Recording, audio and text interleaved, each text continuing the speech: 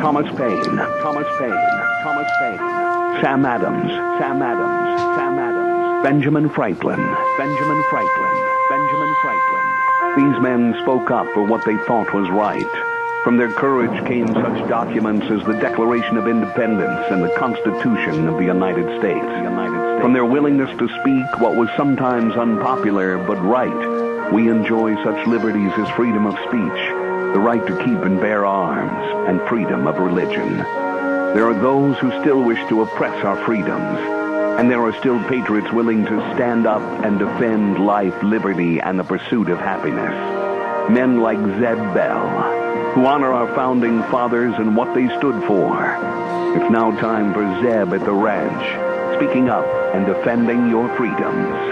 Brought to you by Magic Valley Les Schwab Tire Centers and all of the other great advertisers on the program.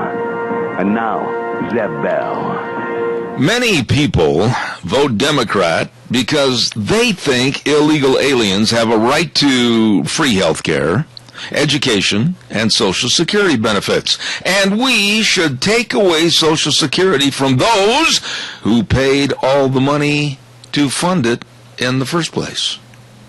Think about it. Good morning, everybody. I'm Zeb Bell. Good morning. Here comes Kate Smith, and God bless America. Followed by a Patriot with our Pledge of Allegiance. It's a Thursday lunch bunch day at Denny's.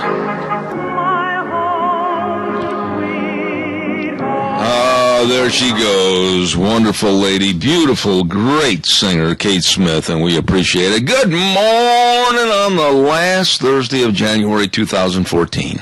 I'm Zeb Bell, Zeb at the Ranch, with our major sponsor, your Magic Valley Les Schwab Tire Centers, and all of our great advertisers, including Lee's Furniture, Floors, and More at 459 Overland in Burley. I love my pillow. I love my pillow, my memory foam pillow. You will too. Check it out at Lee's Furniture.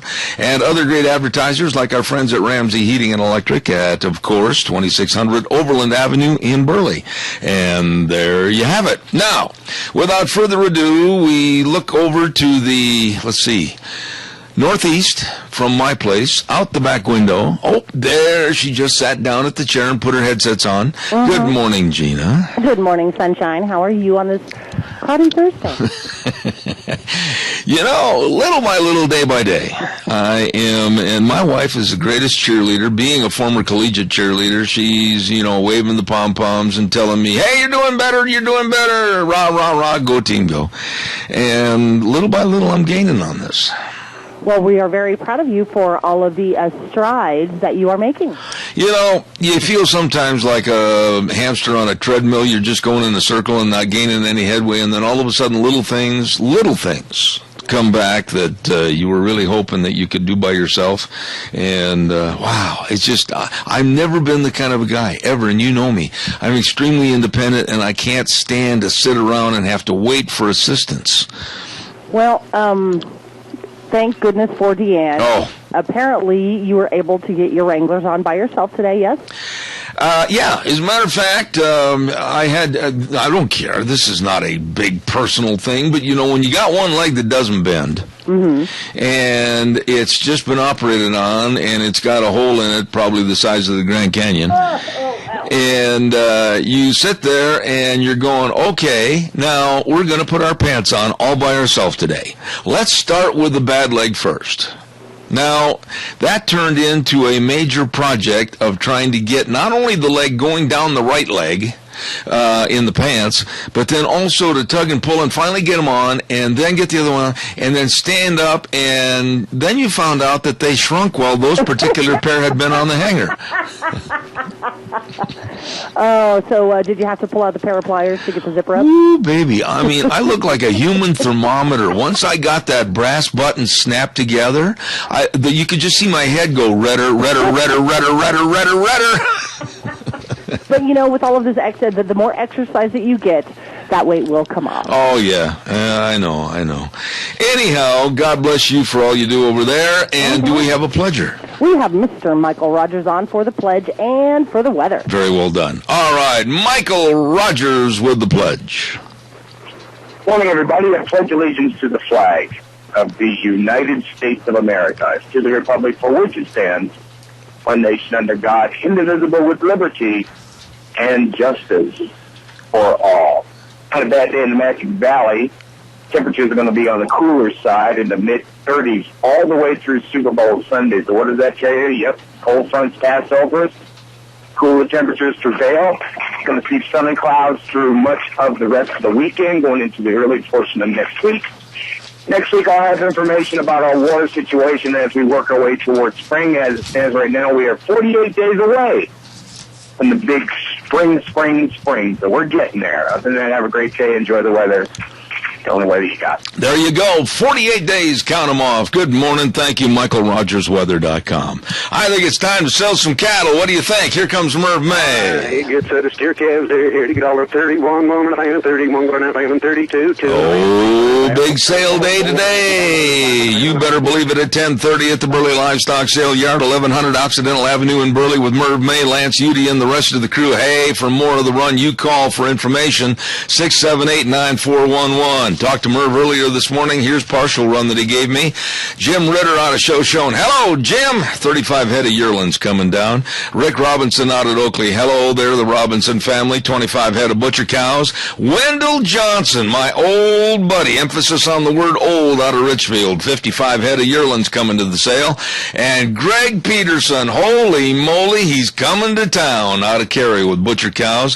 TLK Dairy Mountain Home semi-load of butcher cows and got a good semi-load of yearlings coming from the Tremont area, and the Bootjack Dairy out of Shoshone bringing in some butcher cows. Sale time 10:30, and that's of course at the Burley Livestock Sale Yard, 1100 Occidental Avenue in Burley. 678-9411. Merv, sell those steers. All right, hey, good set of steer calves there. Here to get $1.31, $1.31, $31, $32, $2.5, $3.5, $1.34, $4.5, $5.5, $1.30, $5.50, $1.35, selling $1.35. Zeb Bell, get bottom again. Amen. I tell you what, for that kind of a price, that's not bottom for me. That's excellent. Thank you. Hey, don't forget our friends at Ramsey Heating and Electric at 2600 Overland Avenue in Burley. Number to call, 678-0459. Call ahead, and they'll have everything you need waiting for you right there at the counter. And, you know, they got the heat lamps, the extension cords, and they've got all your furnace filters. They've got all your electrical needs and all the knowledge. They're really good people. At 2600 Overland Avenue in Burley, over 57 years in business, serving you with the very best of warm winters and cool summers. Ramsey Heating and Electric, serving you. Stop in and see them today. I got to apologize for something I forgot yesterday. And normally I wouldn't have forgotten this, but we got so wrapped up in the basics of the State of the Union speech that I did overlook an item yesterday that I wanted to talk to you about. I think it's extremely important, and it makes me extremely upset at our government and lack of leadership and lack of integrity. I forgot to do and say something yesterday on the show regarding Obama, State of the Union speech, and any Democrats. I want to open this conversation up right now this morning and be very forthright and honest. If there's any Democrats in the sound of my voice, I don't care if you're traveling down the interstate, I don't care if you're here in the Magic Valley, I don't care if you're in Arkansas listening on ZebBell.com, I don't care where you're from, that support this amateur excuse for a leader, listen to this, and listen to me very carefully. I'm absolutely offended and disgusted. That's the key word, disgusted, with this president. He is not qualified to judge a one-entry parade. There is no excuse, and here's the crux of the matter as to where I'm going this morning. There is no excuse, none, that you or any group or entity can make, no excuse, that this man and his band of clowns that run our government, they should have demanded, they should have absolutely demanded with any and all negotiations with these foreign, absolute, ridiculous leaders that are holding us at bay. Iran, number one. They should have demanded that Pastor Abedini be released. They should have also demanded the situation over in the Middle East with Bo Bergdahl, that he be released. That all the people that are being held hostage be released that are American citizens. There is no negotiation. There is no relieving of sanctions. There is nothing until we bring our people home. Now, maybe you don't care. I doubt seriously if there's many in my audience that would feel that way. But maybe you don't care. Maybe you think that Obama's attitude towards, well, we're going to let them enrich their uranium and everything else, and they promised us they wouldn't build a bomb, and we'll relieve the sanctions a little bit. Whoa! Right there, you do not pull your cards off the table in a poker game without looking the guy in the eye and saying, wait a minute, before you ante up, I'm going to tell you something right now. You release our people, or there will be no talk about relieving of sanctions. We will cripple you as a nation. We want our people home. Nothing was done like that from Obama. Nothing. This is a detestable man that is not doing the job as President of the United States to protect we the people, and we the people include Pastor Abedini and others that are being held hostage. There's no demands. There's no strength. There's nothing from Obama. There's not a snarl.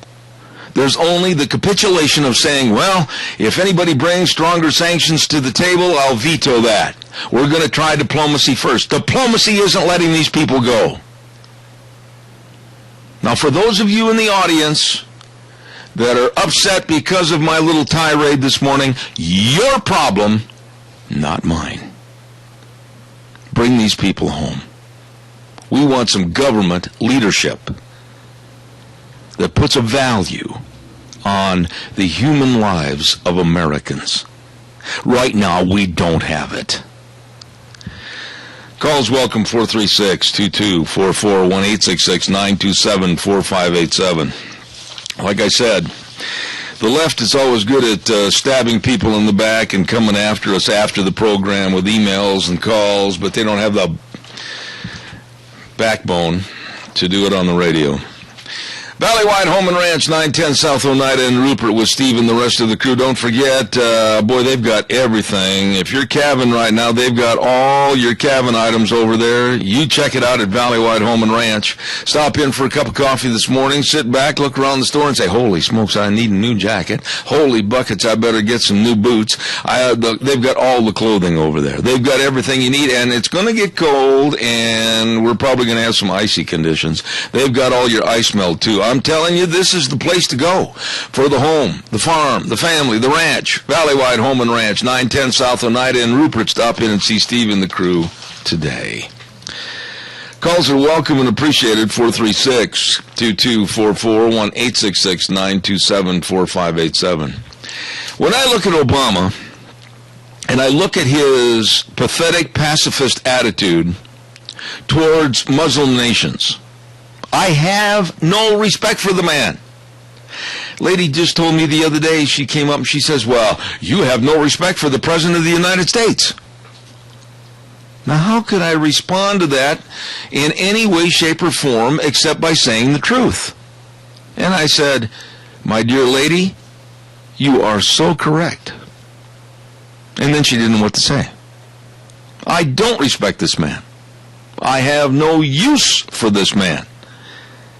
Because I don't see any lion heart. I don't see any protective nature. I don't see somebody that's going to stand up and say, no, wait a minute. Boys and girls, listen, we want these people released. Not maybe 3 weeks from now. But I'm going to look at my watch and they better be heading for the American Embassy in 15 minutes. We don't have that. Why? Tell me. Somebody call me now and tell me why.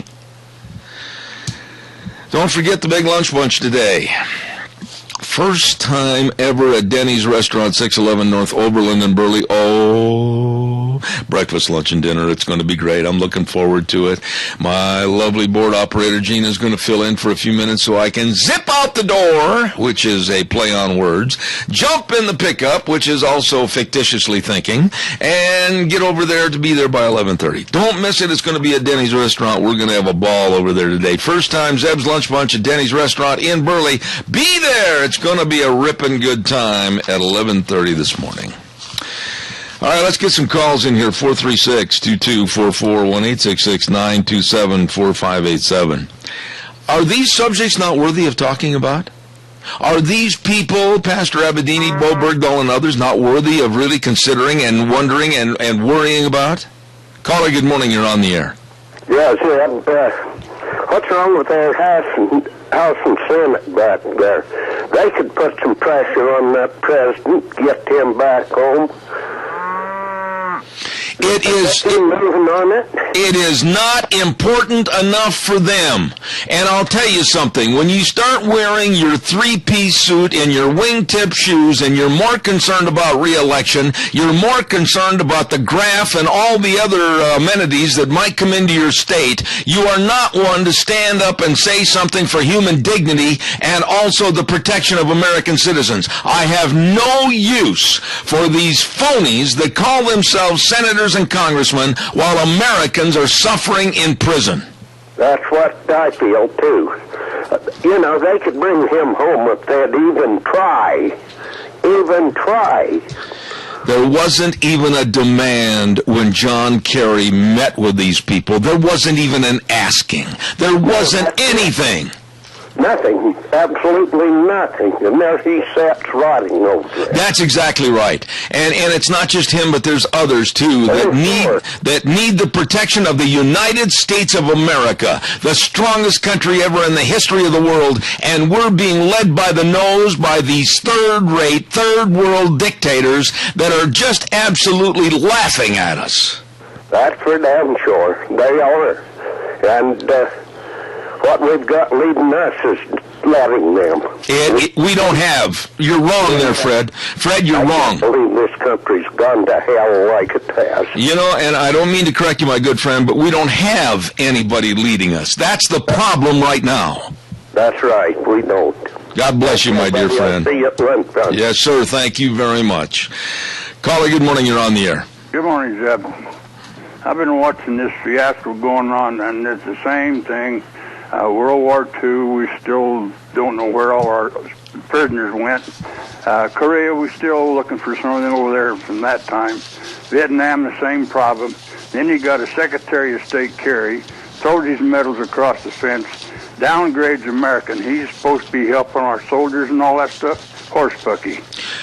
Where's the pride, Al? Where is no pride, Zeb? That's what makes me so damn mad.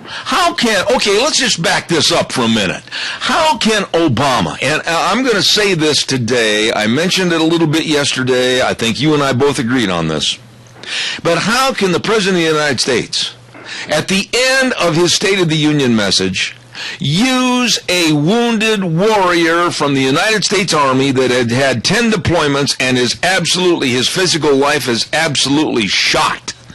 How can he use that man and pretend to salute that man when we are not protecting our citizens that are overseas held captive right now? That's the way he always does things. He brings that poor soldier out there like that, which I don't think really it was right, because there was a retired general on the air last night with Greta, I think it was. Yeah. And he was so damn mad that you could see him just a fuming, because Obama used that soldier to more or less benefit him, because he said, well, he's like Obama. He's having trouble coping with it. And I tell you what, I was offended by the theatrics. I'll tell you what, I absolutely, that young man, I salute him, I salute his family, I salute his determination, I salute his grit, I salute his service to America, but I found it appalling that he would almost be used like a pawn or a shill in a sideshow at the State of the Union message to wrap it up at that juncture. I found it appalling. And at the same time, Mrs. Abedini, is sitting in Boise right now with her children, not knowing whether those children will ever see their dad again or whether she'll ever see her husband again, and nobody seems to be giving one rat's hind end about trying to get this man freed. And when I look at John Kerry and the rest of these people that are in it only for the camera and only for the little sound bites that they put on the news about how wonderful they are, I detest these people because they show weakness for the United States. Just like I was watching when they panned the audience, there stood Kerry looking up there clapping, and little old Hagel sticking his nose around the corner of Kerry's shoulder, looking at what's going on, you know. Yeah, well, that is one man that should not be in this defensive secretary. Hagel never graduated from crackers and milk in kindergarten. Well, he's still on pacifier. Okay. Have a good one. Gotta go, buddy. Thanks. Bye. Calls are welcome, 436-2244. I'm very upset about this because the suffering, the absolute suffering, and possibly the death of Pastor Abedini is now being held in Iran's hands because we weren't strong enough to demand his release. Good morning, caller. You're on the air. Good morning. I did not watch the fiasco, but when they showed it again and showed that soldier, and you see that thing standing beside of him with a hand on him with that wonderful smile of hers, I almost threw my shoe at the TV. Well, you know, made me throw up. It's the phony attitude. It's just the theatrics of this administration. Nothing being done except just a stage play. I mean, that's the best way to describe it. I think it's nothing more than a stage play. But Helen, I'm telling you, I feel so much sympathy. I've had Mrs. Abedini on my program. I've had the lawyers for the Abedini family on my program, and I can't imagine a nation that would sit down and negotiate with the disgusting likes of Iran and say, well, we're going to ease the sanctions and we're going to try to work with you as long as you promise not to build a bomb. I would have gone in there and said, okay, hey, listen, boys, you know how tough these sanctions are? You know how tough things are right now on your people, your economy, etc.? Well, they're going to get a hell of a lot tougher unless you release that man right now. I agree with you 100%, but I think the only way that he's going to get released is for somebody to go over there and get him. I mean, our army. It'll never happen, Helen, and I'm sorry to say that. Me too, but it's, you know, I am so fed up with this government that I just, you know, I guess we'll just wait till the Lord comes and straightens it up. All right, well, listen, I'll see you at Lunch Bunch. God bless you. Have a good day. You too. Thank you very much. Ladies and gentlemen, you know, and believe me, there's a certain pocket of Democrats in this area that absolutely hate me, which just makes me feel so good. It gives me a smile in the morning. It gives me a quickening of my step, even on my bad leg, because I know if they hate me, then I'm doing something right. And there's no way that they can justify this pathetic leadership and how our nation is being run down and literally being turned into a nation of cowards. I believe we have Jim McCall on the line. Good morning, Jim at Travel Loop Supply. How are you, sir? Let me dial. I caught you. I love it. Anyway, we're going to be talking to Jimmy McCall here in just a minute. My old buddy with Travel Loop Supply, stand by. And we got a whole bunch of things coming up today. Later on this morning at about 10:30, we're going to have former Representative Bert Stevenson on the line talking about the water situation, where we are, what we are looking at in the reservoir system now, what really kind of critical numbers we're looking at as far as irrigation water is concerned. So don't miss that later on this morning. Got him. All right, my dear. Thank you. Travel Loop Supply. Jim McCall is the general in charge. Jim, tell us what's happening at Travel Loop. Hey, good morning, Zeb. Hey, it's a good time to start getting your filters lined up for the year, getting tractors serviced, get them in the field. It's going to be here before we know it. All right. And, of course, now you've got everything for all of the above. I mean, you got all the nuts and bolts, all the filters. You've got the welding rods. You've got everything for servicing these tractors. I mean, for everybody that's going to be putting their equipment in the shop, you've got everything they need, right? You bet. If we don't have it in stock, it's available real quick. We can have it to you usually within the day. All right. And now only 48 days till spring. That means that a lot of tractors are going to go out and maybe sometime a little early, and they're going to go boom, boom, boom, and bog down. And that's when, da-da-da-da, Jim McCall is there with his pink Bubba ropes. We'll do what we can. All right. I love that changing your clothes in a phone booth attitude. Give us a call. Please. You need one of these ropes. Okay. They're one of the best ropes out there. No, they're the best rope on the market today for a tow rope. There you go. Double-braided nylon, they will give you that stretch so you can get things out. All right. Jim, I love talking to you, man. Hey, have a great day. Travel Loop Supply, 1050 West, 203 South of Hayburn, 438-8730. My buddy Jim McCall, nicest guy in the world. Thanks, Jim. God bless you, man. Thanks. Take care. All right, take care. Hey, Capital Press Ag Minute. I'll be right back. Today's Ag Minute brought to you by the Capital Press, the West Ag Weekly. A 5-year farm bill lauded by supporters as a well-drafted compromise that cuts billions in spending while improving the insurance safety net for growers is heading to the Senate for a vote. The U.S. House of Representatives voted 251-166 Wednesday in favor of the bill, which was scheduled for Senate consideration later this week or next. It's enjoyed broad support among farming organizations, including American Farm Bureau Federation and commodity groups representing sugar, wheat, specialty crops, and the produce industry. Opposition has come from Democrats concerned about nutrition assistance cuts and from national livestock organizations who oppose the retention of country of origin labeling requirements on fresh meat. For more agriculture news and information, turn to the West's Ag Weekly, the Capital Press, and capitalpress.com. Oh, man, I tell you what, we've got problems. I hope people can see that. We've got problems with a lack of leadership in this country. 10, 15, 20 years ago, I'm telling you, America carried that big stick. America had that swagger. America had that look in its eye like, oh, wait a minute. You're going to hold one of ours? And you expect to get bailout money from us? You expect to get sanctions eased? Let me tell you, dude, you have not seen how bad things are really going to get if you don't have Pastor Abedini and everybody else that's being held hostage and captive on the doorstep of the embassy in 15 minutes. We don't have that anymore. Good morning, you're on the air. I think that the people of America who love this country need to start running a little ad, or whatever you want to call it, on the TV, showing a comparison of our arrogant black president compared to Ronald Reagan. And you know, when he demanded things, he got it.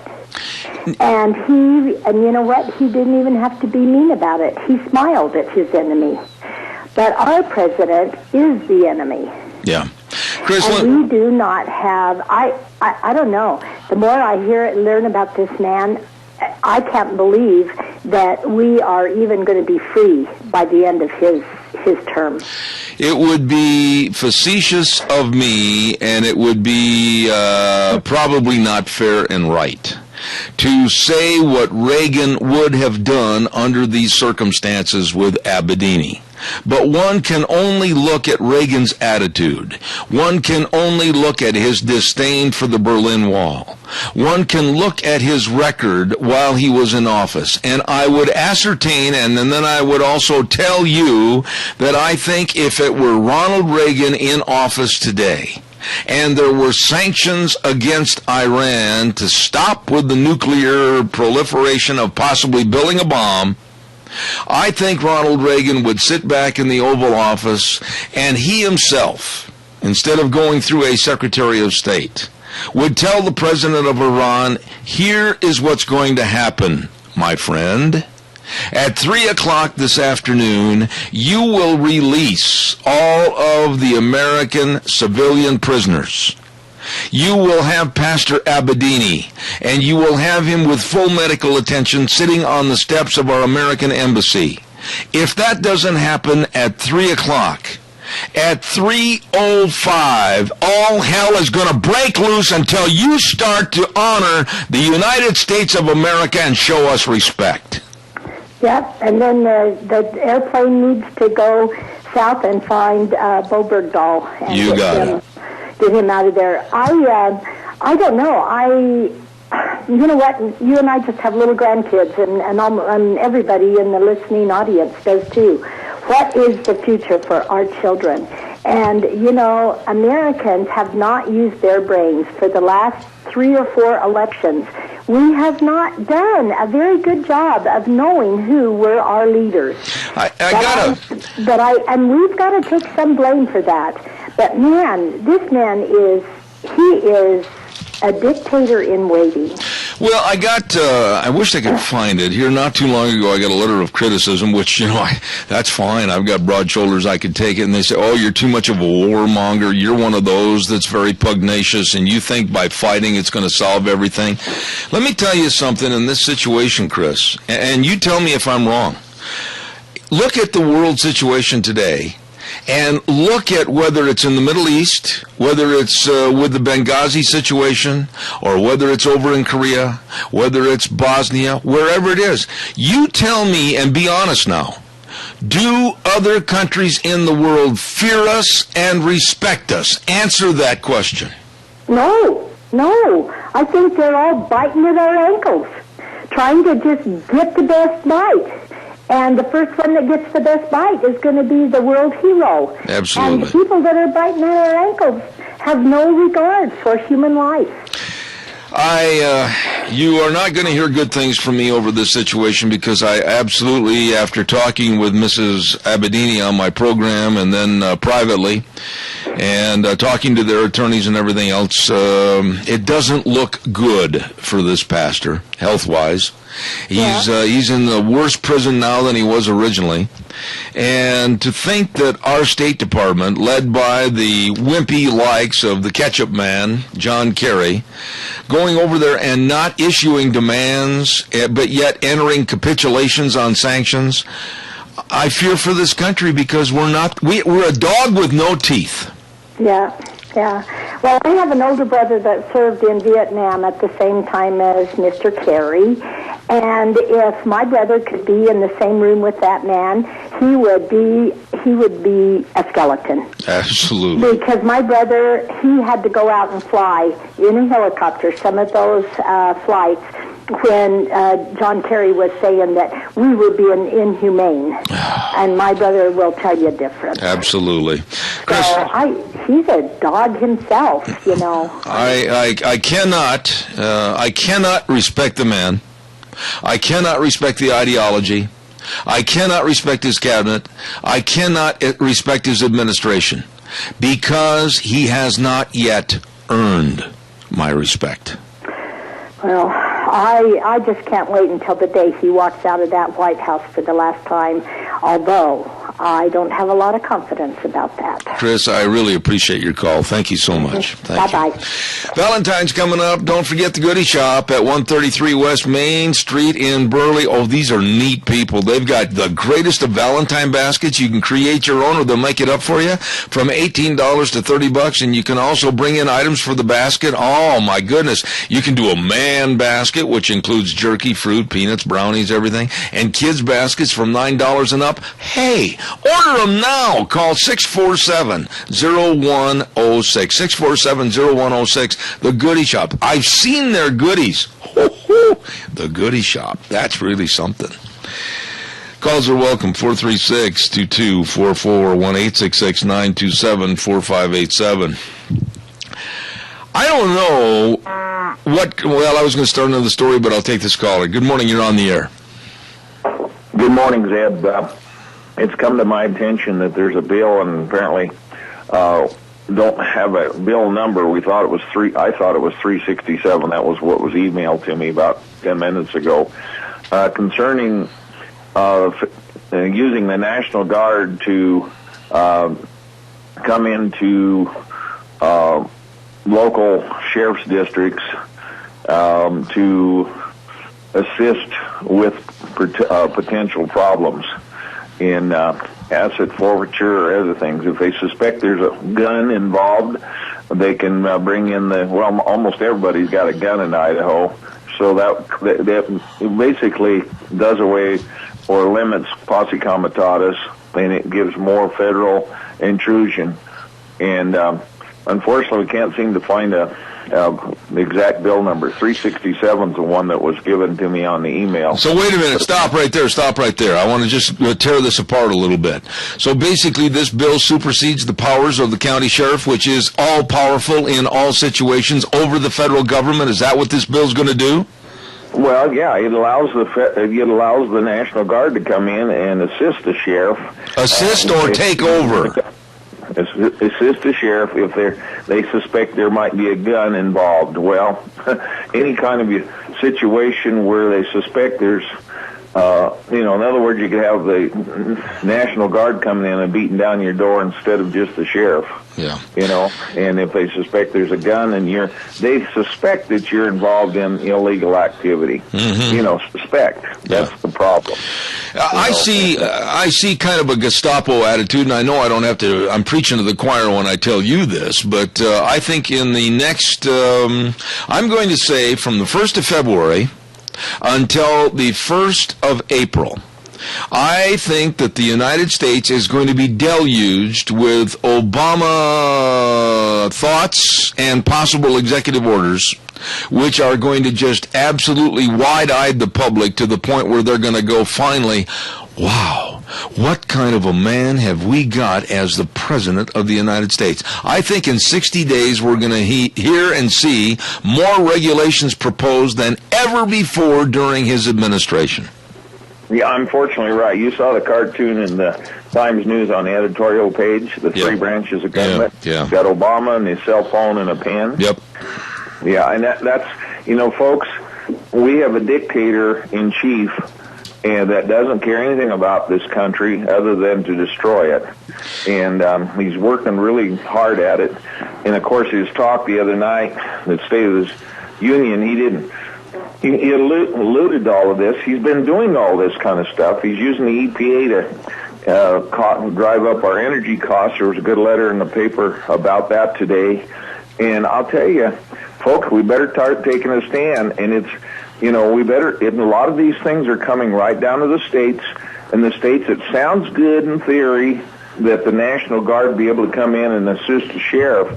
But I can guarantee you, they'll overrun the sheriff, and the poor sheriff will just sit back and say, I guess it's your job now. Yeah, that's exactly right. Can I butt in for just a second? You just did. I just did find the bill. This is up on the idaho.gov website. It is House Bill number 367, so I did find that, Adrian. And this is an amendment.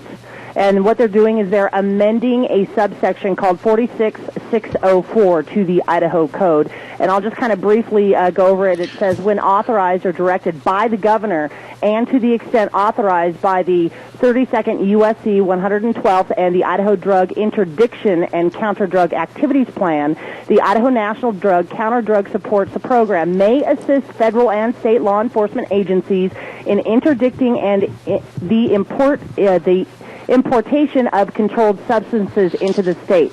When so authorized or directed, the Idaho National Guard Counter-Drug Support Program and the Idaho Military Division shall be deemed a state law enforcement agency for the purpose of participating in the sharing of property seized or forfeiting and the receiving of property revenues pursuant to the federal law in the subsection 2744 of the Idaho Code. Okay, all right. So this is basically just amendment of the Counter-Drug Task Force. It's an amendment to the Counter-Drug Task Force, and we'll get a copy of that and put more of it on the air. Adrian, thank you very much for your call. I've got to get a weather forecast in here, and I'll talk to you later, my friend.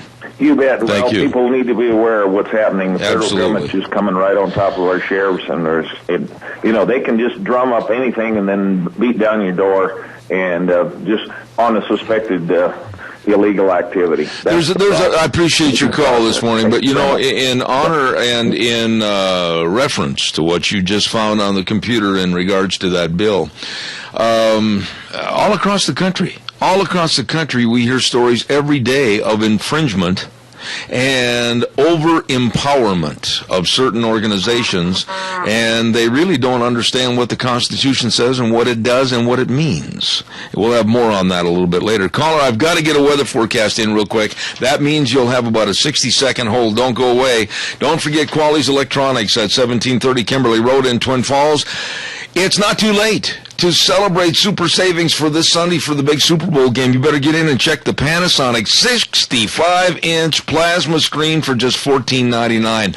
I almost got that one. Oh my, it is a dandy. And check out also the Samsung 60-inch LED. Save $200, just $9.99. All the great buys. Watch it for Super Bowl Sunday super savings events at Quali's Electronics, 1730 Kimberly Road in Twin Falls. Number to call, 733-4910. Tell them Zeb sent you. Here now, Michael Rogers Weather.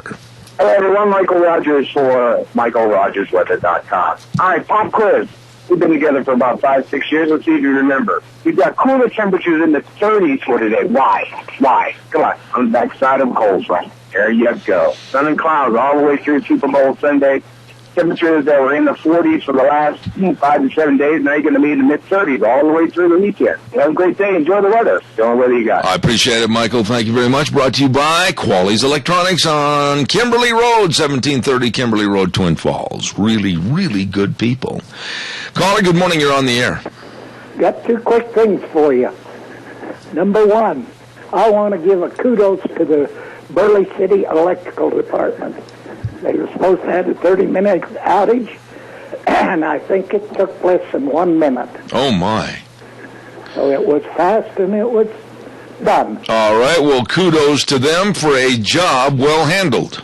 And number two, out at Lunch Bunch today, do they have a special or just off the menu? It's going to be off the menu, and then we're going to be talking about it in the future, but they've got so many specials on that menu.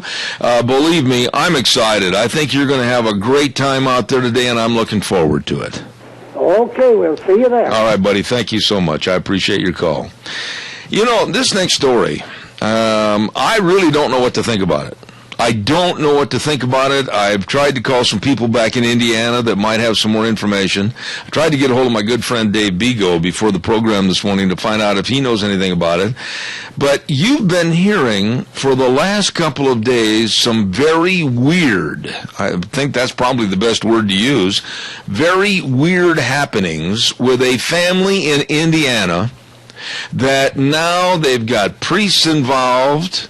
They've got social workers involved. They've got other community leaders involved because this family looks like they are demon-possessed. And something happened the other day that even one of the police captains saw it firsthand and has testified that he saw it. The one young boy in the family was sitting there and all of a sudden developed a very evil laugh and smile. And according to reports, started walking up the side of a wall backwards and then flipped over and sat in a chair and was just glowering at these people. Then, this even made chills come up and down my backbone a little bit. I don't know if you've seen the picture. It just came out this morning. But police and authorities were going over to the house. And they got within probably 65, 70 feet of the front of the house. And inside the house on the porch, looking at them, was a human image that... well, there was nobody there, but there was this human image looking at them, and they captured that human image on film, and there was nobody there, and the cops were standing right there in the front yard. And some of the priests have been interviewed, And some of the people that have written the stories about this family, possibly being demon-possessed, etc., have been interviewed, and they're all kind of rolling their eyes in the air, and they're not really being direct with their answers and to the direct questions of, hey, what's going on here? Did the kid really walk up the wall backwards? Did he really flip over then and land in the chair and just grin with an evil, evil grin and growl at the people? Some say yes. Kind of raised the hair on the back of my head just a little bit. Woo! Weird. Gina, did you see that? Actually, I'm sitting here looking at the story with my mouth wide open. The 3 kids, ages 7, 9, and 12. Yeah. And their mom had moved into this place, and after they moved in and got themselves comfortable, weird stuff. I'll post this up on... Did you see the picture, though?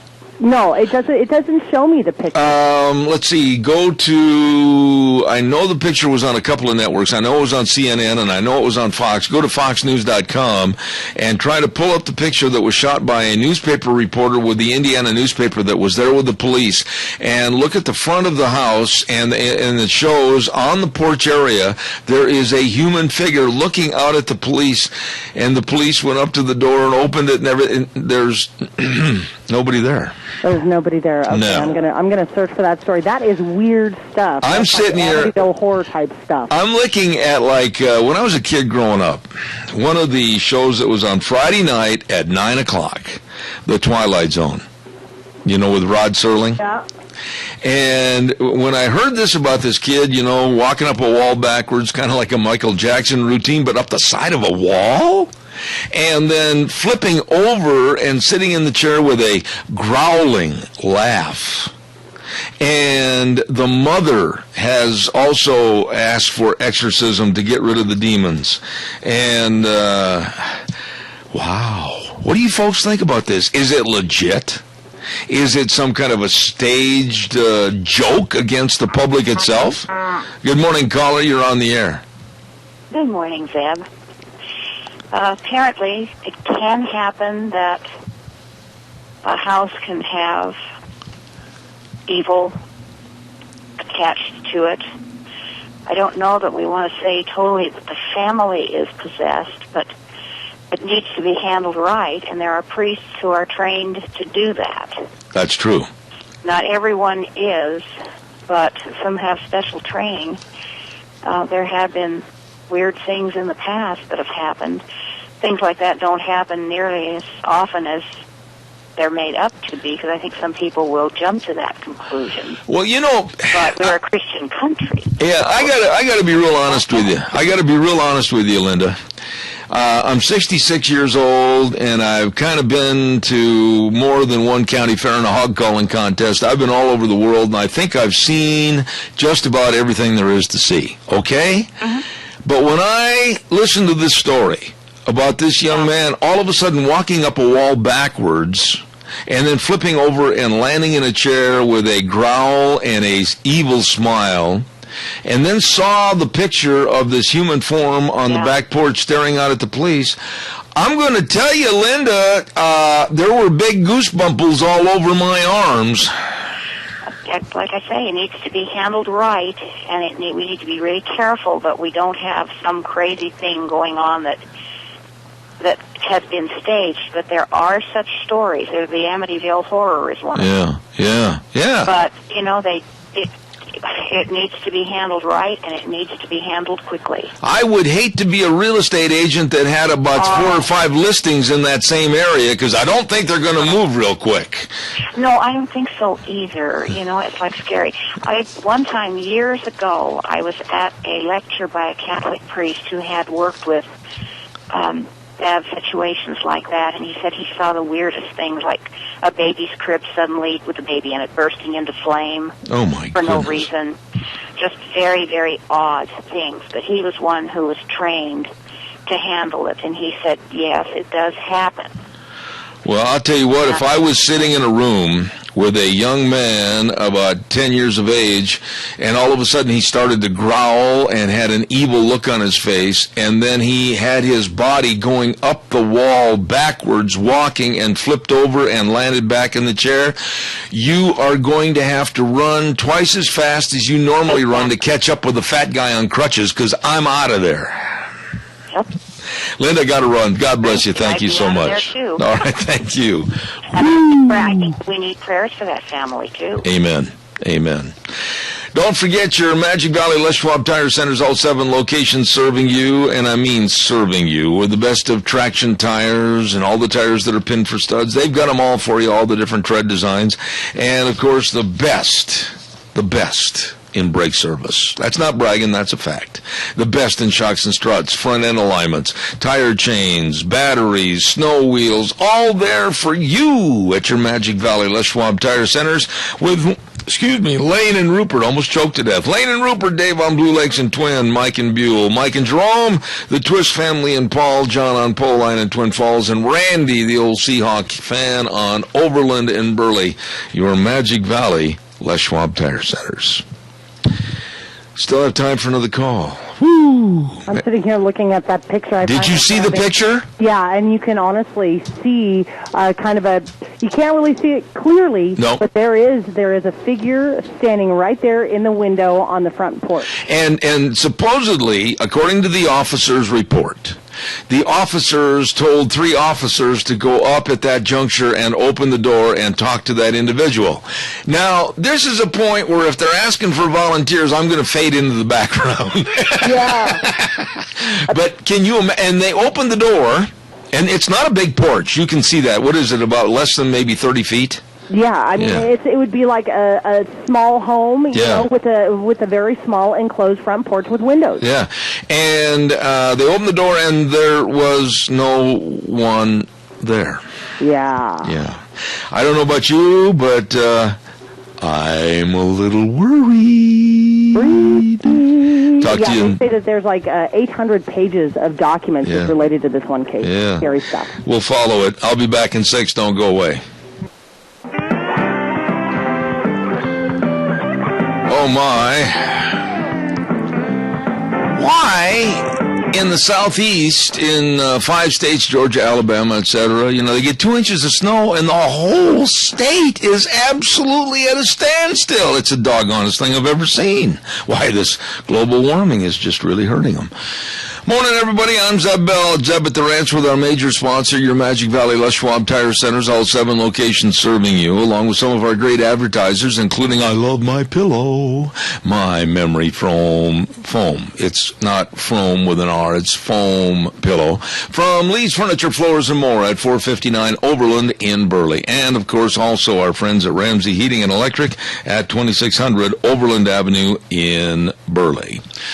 I want to say thank you very much to our dear friend Joel Heward. Hello, Joel and the rest of his staff at Hanson Mortuary, 710 6th Street in Rupert. Always their staff committed to upholding the highest ethical standards with unquestioned integrity and serving you and your families. And they believe that every life is worth remembering, and they want to serve your family the way you want to be served. So please contact them today for pre-planning of funerals information at 436-5636. That number again, 436-5636. Hanson Mortuary, 710 6th Street in Rupert. Well, it's Thursday. It's Thursday. And here now, the Encyclopedia of Chamber of Commerce Knowledge, Kay Cameron. Unfortunately, you get Heather Peterson this morning. That's exactly who I was going to say second if Kay wasn't there. That sounds great. How are you doing? I'm great, Heather. What's cooking? Oh, not much. We just had our annual installation banquet this last week, which was a great hit. We had the director of the Idaho Department of Commerce come and be our keynote speaker, and he had many great things to say about the Mini-Cassia area. Okay. What were some of the nice things that he said? Well, he says, we're kind of the talk of the state right now with all of the growth that we have going on here. Getting Fruit Lac to come in, and the growth with McCain's, and also the Smith's Foods expansion. Oh, my. Well, it sounds really good. Well, did everybody have a good time? Everybody did. We've gotten a lot of positive reviews, and we wanted to just thank all of our sponsors that participated in that event as well. Okay. Now, in accordance with that being done, what else is looming on the horizon? Oh, well, we've got quite a few ribbon cuttings coming up for some new facilities in our area. We have the Tin Roof Coffee House ribbon cutting on Friday the 7th, and also at the Escape Dance and Karaoke Club as well. And the Minidoka Bowmen also have some new growth as well, so they're having a ribbon cutting too on the 21st. Have you ever got up there for a ribbon cutting and not been able to cut the ribbon? We've had a couple times where the scissors didn't quite go through it, so we've had to sharpen them. Okay, just checking. Okay. That's also the sign of a well-prepared Chamber of Commerce office when you got razor-sharp scissors. Yes. Okay. Now, we're only 48 days away from spring. Are you aware of that? That's hard to believe, especially since we're so short on snow. I know it, but now, that being said, spring right around the corner, my goodness, you're going to be involved in planning golf tournaments and fun runs and everything else. We are. We have the Heart to Heart Fun Run coming up on the 8th, and then we also have our Women's Seminar coming up, and we're going to be starting registration for the Golf Scramble. Now, the Women's Seminar, that's going to be when and where? I have not actually got that information handy. Uh-oh, I caught you. I know. Okay, but that is the one that annually is held at the Burley Inn, right? Yes, it is. Okay. So we'll be sending that information out in our upcoming newsletter this next week. And I believe normally, doesn't it fall right around the first part of either latter part of March or first part of April? Yes, I believe so. Okay, all right. And you're going to be sending out all the info on that? Yes, all the info will be in this upcoming Chamber newsletter. All right. Anything else you got for me today? No, I think that pretty much covers it. Well, okay, but where's Kay? Did you give her the day off? We did give her the day off. Oh, okay. She worked so hard at, meeting up with everybody, and then she spent a couple days up in Boise at the Idaho Chamber Summit. So she works pretty hard for this area. All right. Well, it was nice that you read everything about how good she is on the card she gave you last night. Yes, I did. Okay. Heather, God bless you, at the Mini-Cassia Chamber of Commerce. How do they get a hold of you over there? They can reach us at 679-4793. All right. We'll have you everybody give them a call, and thank you for being on the show. Thank you. All right, have a good day. Thank you. You too. Bye. Oh, my goodness, Valentine's Day is around the corner, and if you're looking for some unique gifts and presents for your sweetie, don't forget Whipple's Book Plaza, 222 West 11th Street in Burley, Colonel Dale. What a nice man and his staff. And if you mention that you heard me talking about him on Zeb at the Ranch, you'll get 10% off your purchases. You better get in there. Holy smoke, save some money at Whipple's Book Plaza. 10% off, mention my name. And I'll tell you what, they've got 3 floors of books, precious moments, greeting cards, crafts, art supplies, books, all over the place. And don't forget, mention my name and get 10% off on your purchase unless it's already been marked down already. You can save all kinds of money at Whipple's Book Plaza, 222 West 11th Street in Burley. Wishing you and yours a very happy Valentine's Day. Valentine's Day. Now that brings back a lot of memories. I don't know, Gina's younger, but in school, did you have a Valentine's Day party where everybody exchanged Valentines, and then you had all the Valentine's cookies and the little cupcakes and everything? You betcha. That's what we did too. I loved them, and what we would do is we'd put like a little envelope or a little folder right in front of our desk, and then everybody would go around and put the Valentines in all of these little folders, and then we would have a little Valentine's party, and then eat all of the Valentine's Day candy and all that kind of good stuff. Yeah, and now you can't do that anymore thanks to Mama Obama. Actually, at my son's little school, they do, and so Mama Obama doesn't have any. Oh, yeah. You've got to be able to treat kids and have kids enjoy being a kid. Exactly, and so I've already got my son's Valentines already purchased, and so we just have to sit down and fill them out. Oh, what are you going to take over for a treat? Probably some cookies. Really? Yes. Now, ever since I was a little boy, and this takes me back to when they still circled the wagons at night, but I can remember my mom. My mom was always involved in making all kinds of goodies for the school, okay? Mm-hmm. Did I ever tell you the chocolate eclair story? You know, with the cream-filled chocolate eclairs? Uh-huh. Well, we had, when I was in grade school, my dad and mother owned a little Nash Rambler station wagon. Okay? Okay. I know it is funny, but that was the ugliest little car in the world. I bet you probably loved it. Yeah, but anyway, my mother had it all figured out that she could put these racks of these chocolate eclairs that were like, I don't know, 100 of them on there. And they would go from the back of the station wagon, the little Nash Rambler station wagon, and then my sister would sit in the back seat on one side up against the window and balance it, and then I'd balance it from coming forward, okay? Mm-hmm. Well, we're on our way to school, and it's about 2.5 miles away from our farm. And my mother goes up to this intersection, and God bless my mother, she was probably, honestly, in the top 3 worst drivers in the world. Sounds like my grandma. And she would go up to stop signs at like 60 miles an hour and wait 10 feet before the stop sign and then apply the brakes. Well, she did that morning, and you could hear them coming. I mean, these chocolate eclairs were on the move. They were galloping across the tray. And when Mom hit the brakes, those chocolate eclairs, you know, with the nice, rich fudge chocolate topping and all the kind of, what do they call that, cream, Bavarian cream on the inside? Oh, yeah. I mean, 100 of those puppies come rambling up to the front and off the tray, onto the dashboards, into the windows, into my mother, onto me, everywhere else. And then Mom sat there and chewed my sister and I out for not being able to hold the chocolate eclairs. Well, of course it was your fault. You two were in the back seat. My goodness, if she would learn how to apply the brake in a rather slow and methodic fashion, this wouldn't have happened. That's not the way your mother apparently drove. She honestly, I would have put her on a NASCAR track with anybody. I don't care who it is. She's going to whoop them.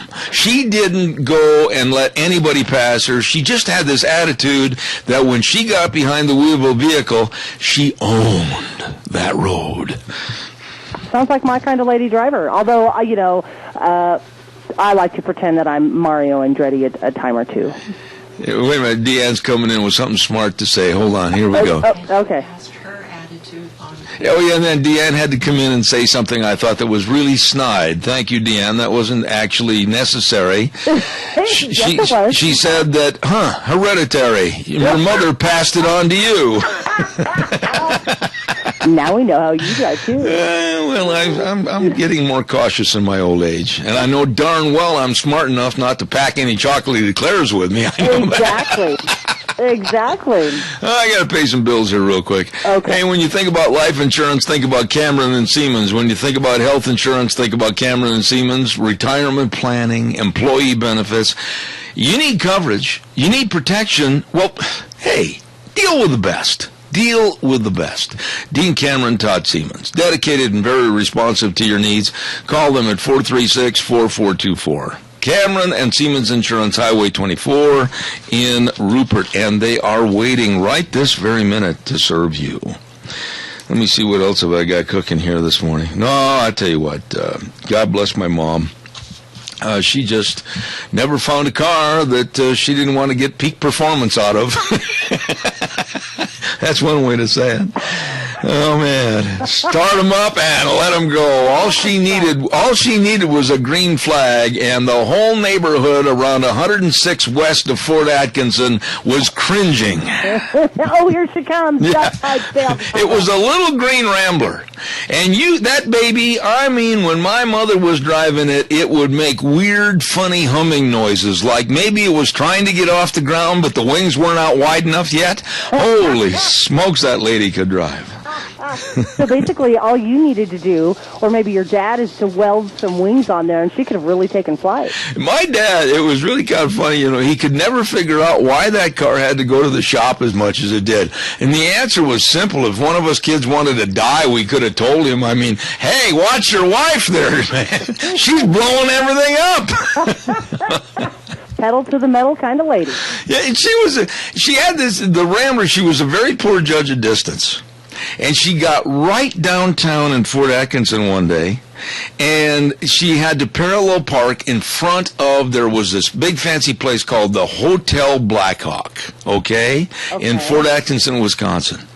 And Mom pulls up alongside this other car, but not far enough ahead.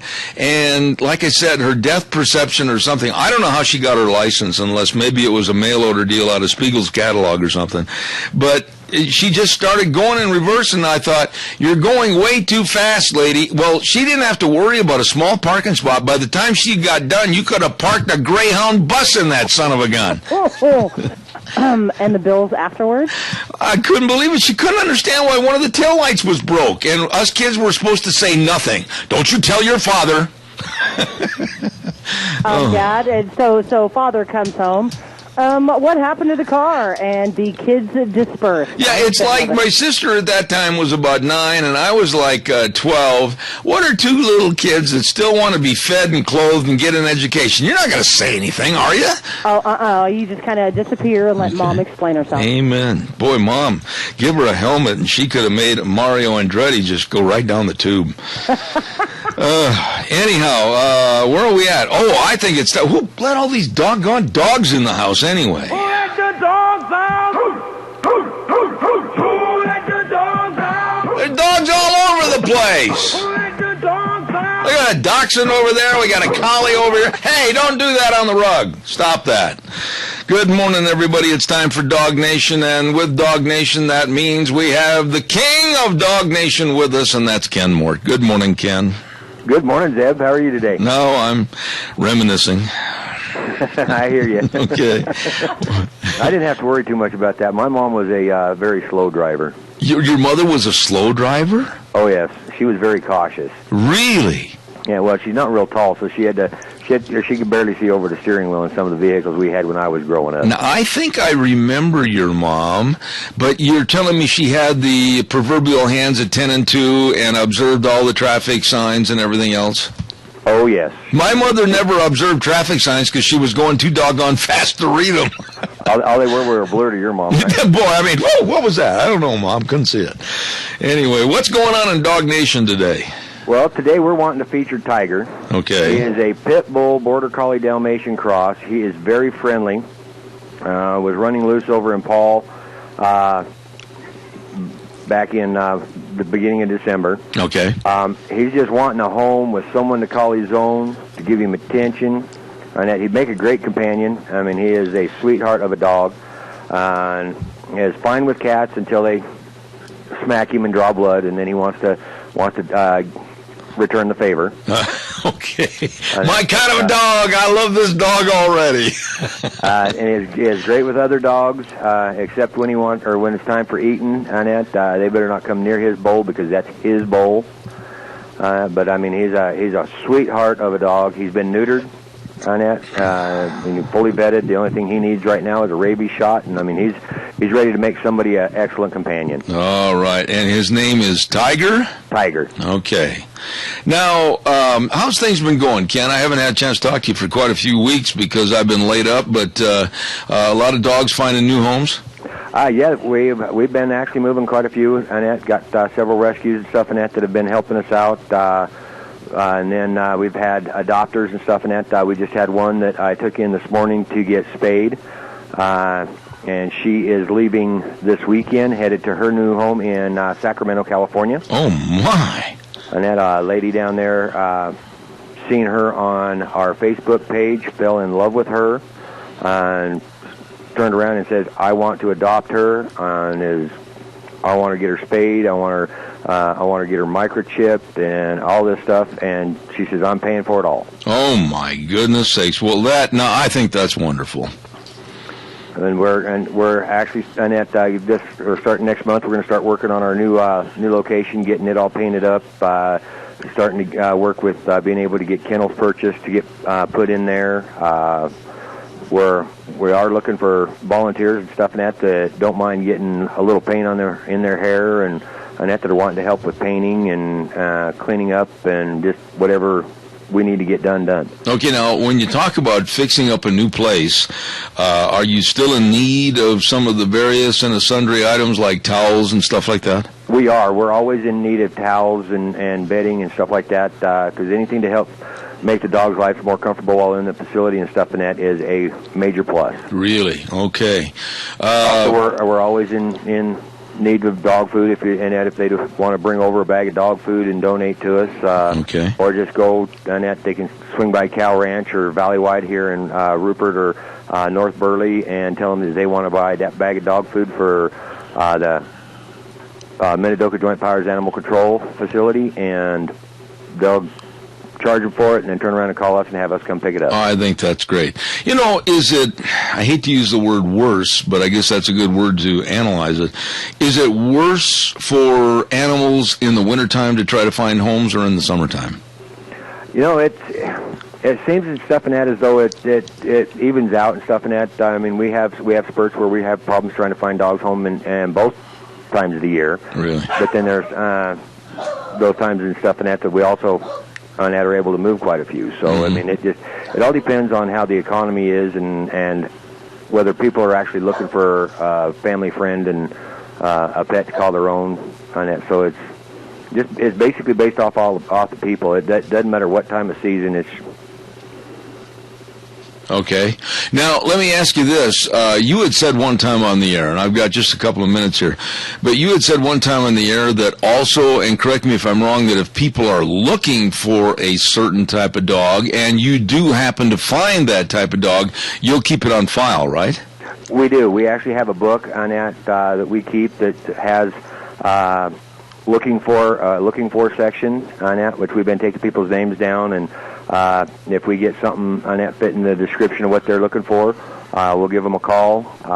If somebody's lost a loved one or a loving family pet on that, we take that information down. We put it in there as well, so that if we find it or have somebody call us and letting us know that they'd found one matching that description on that, we're able to get in contact with them as well. Okay.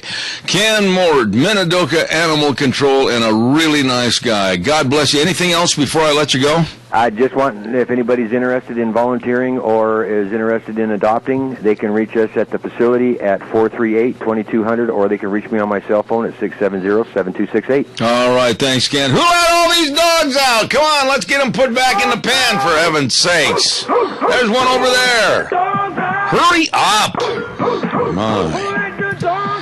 Ken Moore, good old boy, and he loves his work, and he's really good with animals, and he loves his job. I envy the way he is so good with animals. Really a nice guy. Hey, don't forget Let's Ride, Highway 24 between Rupert and Burley. There you go, Let's Ride, where the fun is sold. They've got all the ATVs. They've got all your snow machines. They've got all the accessories, and they've got the best in parts department. Now, what more do you need to know? I mean, they're going to save you a bunch of money. They're going to save you a bunch of money because they've got such a wide selection over there. Holy smokes, walk in the door, and all you see are ATVs and snow machines. It's just unbelievable. And people that are really knowledgeable about what they're talking about, that's what you want to work with, people that know what they're talking about. They're open Tuesdays through Saturdays, 9 to 6. They're on Highway 24 between Rupert and Burley. Don't forget Let's Ride, where the fun is sold. Okay, stop in and see them today. Now, you've been hearing us talk that today in, let me see, just a little bit, 2 hours. 2 hours. Is it 2 hours? Yep, 2 hours. We're going to be over at Lunch Bunch at a brand new location, Denny's Restaurant, right there on Overland and Burley. It's our inaugural Lunch Bunch. It's our inaugural launch for Lunch Bunch. There you go. And we're looking forward to having everybody be there. Please be there. Now, what's the game plan for me? I'm going to leave a few minutes early. And I'm going to my lovely bride is going to roll me down the ramp. Maybe I should have said that a little differently. We're going to go down the ramp in the wheelchair, and then I'm going to load myself in the truck, and then we're going to be there. So we'll be there hopefully right around 11:30 and for Lunch Bunch today. But don't miss it. Please come on over and enjoy the best of breakfast, lunch, and dinner all the time at Denny's Restaurant in Burley. Going to be really, really good. I had another note, too, but I'll forego that for a few minutes. Gina, are you right there real quick before we go with Rita? No, I ran away. Okay, bye. Okay. Did you hear about this 35-year-old black punk that was arrested for hitting 7 people in that knockout game? One was a 76-year-old woman. But you know what he's doing with the 76-year-old woman? What? He's claiming self-defense. Oh, Paul. And you want to know how he's claiming self-defense? Oh, please do tell. He's saying that she spilled hot coffee on him. I know. What? I know. This is so repulsive that somebody that, first of all, is 35 years old and has the brain IQ of a bicycle spoke would be such a low-life punk to go around, and that knockout game is so serious. You've seen it in some of the video where they just go up and hit somebody and blindside them and knock them out right on the street. This guy's been arrested for doing and hitting and knocking out 7 people, but on the 7th one he said, well, wait a minute now, the 76-year-old woman was in self-defense because she threw or spilled hot coffee on me. Because he was attacking her and threw her a hot cup of coffee on him? Can you imagine the defense attorney that would handle that case? The guy should have his license revoked. Oh, my goodness. Isn't that something? That is sickening, and hopefully he does go away for a while. Oh, I hope so. We've got Rita. Okay, ladies and gentlemen, on Thursdays we always look forward to a lovely lady that comes on, and she's so shy and retiring. Why, we literally have to pry the words out of her mouth. Good morning, Rita Ramsey. How are you? Good morning, I'm good. Don't you wish you had to pry the words out of my mouth, because I can never shut up. Okay, now, were you listening yesterday like you were supposed to? Yes, I've been listening all week. And you have heard, of course, my analogy. And I'm going to sound like I'm boasting here, and maybe it is somewhat. But my analogy and my breakdown yesterday morning, before anybody else, all the big-name commentators had a chance to do it, I've had many people say was the best and 10 times better than the Republican response. That was one of the worst displays of State of the Union message, and the way the president used that injured Army sergeant, I thought was nothing more than the lowest form of theatrics. What did you think? Well, I felt that as well, and I truly respect and think the military in the highest regard. The problem is that people like President Obama, and sometimes you see others, they exploit him, and it makes it a bad deal. Last night, I think it was on Greta that one of the military majors was on, and he was just madder than heck. Because he said, you know, there's all kinds of stuff. They're trying to destroy the military. We're not ready for war. Should we have to go to war? They've done everything that they can to eliminate it growing, and even the Army itself is really has not made advances in technology and stuff that they need to do. He said even those helicopters that were in Lone Survivor, that was the latest military movie that came out, those were actually designed in the early 60s. Yeah, 1963, I think it was. Rita, the whole thing I said yesterday on the air, and I'm not going to reiterate or go through all the points by points or anything else. It was generic. It was vanilla. It was nothing more than balderdash. There's another word I could use. It was a holy eye for Obama, basically saying, I've got a pen and a phone and I know how to use it. Good. A man 50 years old should. But I absolutely found it to be repulsive because it took on the tone of being a dictator. Well, it did, and I kind of thought maybe I'd focus on a couple of responses to the State of the Union address. There was a congressman from Texas, Congressman Stockman, who he actually got up and stormed out during the address. He said, I'm considering filing articles of impeachment against Barack Obama. You see, I walked out of Obama's State of the Address last night, and Obama defiantly vowed not only to radically expand the reach of government from cradle to grave, but to smash the Constitution restrictions on government power while doing it. The Texas congressman explained that he left the president's speech early because he was upset after hearing how the president was further abusing his constitutional powers. I couldn't bear to watch as he continued to cross the clearly defined boundaries of the constitutional separation of powers. Needless to say, I'm deeply disappointed in the tone and content of tonight's address. Stockman accused the president of promising to break his oath of office and began enacting his own brand of the law through executive decree. This is a wholesale violation of his oath of office and disqualifying offense, adding that the president has steadfastly refused to admit his policies have failed. He continued accusing the president of advocating a blueprint for perpetual poverty, and not after releasing the anti-State of the Union statement, Stockman raised the issue of impeachment. Obama defiantly vowed not only to radically expand the reach of government, but his goal is to eliminate our constitutional republic. Last year, I said I would consider impeachment as last resort to stop Obama's abuse of power, and quite frankly, we're running out of options. Absolutely. Couldn't agree more. Couldn't agree more. I wish him nothing but great success, because I said earlier this morning, and I was reverting back to the absolutely horrendous incarceration of Pastor Abedini over in Iran, and how this president never made any mention or has done anything to really push for a concentrated effort of Iran. Look, that's enough. We're really going to slap these sanctions on you and make life double tough, but we want our people released right now. Well, that would take a backbone, and apparently they don't have it. They're too busy finding out what they can do to fill their pockets, and they're not interested in what's going on.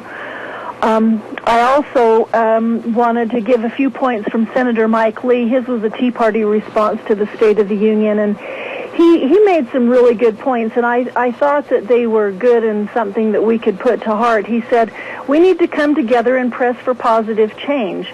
And fortunately, we moved past a government that didn't want us to, that gave us what we didn't want, and it took 14 years from the Boston Tea Party to get to Philadelphia, and so we kind of have to just keep chugging along and doing what we can, but we can't just say, oh, well, there's nothing I can do.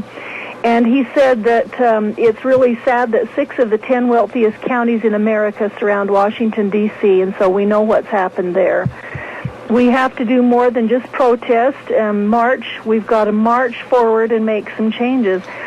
And I thought that was really good. He said we also need to turn our protest into reform. Freedom doesn't mean you're on your own. It means we're all in it together. Absolutely. And so I thought those were some good words to remind us of, our power as individuals. You know what I would like to do? And please do not be offended by this statement. I would like to have the opportunity to get a hold of Chuck Schumer from New York, and I would like the opportunity to also get a hold of you and lead you both in a little 6x6 room after Schumer's remarks about the Tea Party and how disruptive and how absolutely anti-American they are and how he'd like to sick the IRS on them. I tell you what, 5 minutes in that room with you, and I think you'd have Schumer coming out an avowed conservative. Well, I'm definitely not afraid of a confrontation, but I do know how to be respectful and put my point across. So I would agree to that. But it's not a matter of being respectful, because they are not. You look at the left right now, and they're doing every dirty, under-the-table tactic they can to stymie free speech and hurt anybody that wants to have smaller government. Well, that's absolutely true, and we saw that happen we've seen it happen in our own community, the way that the newspapers pick up on something. In the weekly mailer this day before yesterday, there was an article by Jay Lincolnsdorfer, who kind of summed up 3 different meetings into one, and he had some facts a little bit fouled around, but he basically said that the people who were for Common Core in these meetings and who went to the school board were basically there to just attack the teachers and the administrative people in the county, and that's not true. But people will read that and don't really know what it was all about, and they didn't get to the meetings and they haven't been paying attention to what Common Core is, and they're just thinking, Well, those terrible people, how could they be attacking our teachers and stuff, which is quite the contrary, because we are in favor of the teachers. They've been force-fed this Common Core thing, and it just goes to show that it's going to happen in Washington, it's going to happen in Boise, and it's happening right here in the Minnecaja area and Twin Falls and in everybody's community who would be listening. And you have to make sure that you know the facts so that you can, counter what they say. Well, it's almost the same or on a same level plane as climate control or climate change or global warming. The president the other night made, I thought, a very sinister but yet also stupid remark when he said, the debate's over, there is climate change, take it, that's the way it is. No, the debate is not over, because right now many, many, many great scientists, including the head of the National Weather Channel himself, Joe Bastardi, with this last projected 9 years past, up till now and into the future, they're calling for a severe cold and weather change to be much more wintry and icy in locations not used to it, i.e. the South, Alabama, Georgia, etc. And we're going into a cyclical cooling instead of a warming up period. But yet we have editors at the Times News that scoff at people that don't believe in global warming. We have a president is saying the debate's over and it's all his way or the highway. And it's kind of the same thing with Common Core. That's true. He's just the president's just making those statements so that he can keep his climate change people happy, or his all the money coming into his pockets that are coming through that via all of the federal money that goes towards stupid things like solar and wind generators and batteries for green vehicles and that kind of stuff. That they just pump money into it, and it's just a big waste. And I think, I don't know this for sure, this is Rita Ramsey saying this, that I think there's big kickbacks in it for the politicians and President Obama as well. And that's why they push it so hard, is that they can take the kickbacks and they're under the table and nobody ever knows that they're putting lots of dollars into their pockets when these things go forward. I want to ask you about something else, and I don't want to get sidetracked away from, I just dropped my pen in the waste trash basket over here, excuse me. But I want to ask you about this mess, this absolute mess that's going on in Texas right now. Have you been following the saga of Wendy Davis and Greg Abbott? I have. I got to tell you something. I started following this a couple of weeks ago. Wendy Davis, and I'm going to come right out and say it. If the Democrats don't like it, that's fine. Prove me wrong. But Wendy Davis lied. She made up a lot of phony facts and stories about her life and how she got to where she is today. She has enamored herself to be this kind of a person when really she is another type of a person. And now, after all of this was put together with the Dallas Morning News, a private investigative reporter wrote a story about how phony she is. She's blaming Greg Abbott not only for the newspaper story, but now she's blaming Greg Abbott, the person that's running on the Republican ticket for governor. She's blaming him for defamation of character. Well, all she's doing is making herself look like somebody that you wouldn't want to have as a governor, first of all. And second of all, when you get caught in a lie, the first thing you do is lash out. And the second thing that you do is blame someone else for your lie because you're trying to distance it from you. And that's exactly what she's doing. And because the Greg Abbott campaign has kind of stepped back and not really got in the mudslinging and in the wrestling match in the mud, they're just kind of, saying, well, let her go ahead and self-destruct, and we'll just kind of keep going and not make too much about it, and it'll just show that she, she's kind of out there by herself, and she's trying to cause them to get into the rift, and they're not doing it, but it's really sad when people think that they have to lie in order to promote themselves. Can't they just tell the truth? And And if you do lie, it's kind of like, you know what, I was kind of off base on that, and just apologize and go forward. Yeah. We all make mistakes. We do, but the enhancement of her story goes far beyond that. It's more than just lies. I mean, it's a set-up scheme. It's a schematic that she wanted people to believe. I want to talk to you more about this and bring it up to speed as far as Greg Abbott's concerned. But I want to take this caller. Good morning. You're on the air. Good morning, Rita. I want to compliment you for your continued efforts in the Tea Party and to expose all the lies and move the constitutional issues forth. And but on the as far as the Agenda 21 situation, that's with the global warming, climate change. That's their poster child, and so they're going to do everything they can to keep that on the front burner. And because they know that this is the means by which they're controlling us through energy costs and so forth, and bring our country down to a third world country. And so this is the big agenda. It's more than just kickbacks and so forth. It's much larger than that. It's all about bringing us down so that we can merge into a United Nations tyrannical, communist control world government under the United Nations. I agree. Thank you, caller. I'll have Rita respond. Go ahead, Rita, please. Thank you, and I think you're absolutely right. I do think that a lot of money goes into their individual pockets, but I do think that it is all intertwined into the UN deal.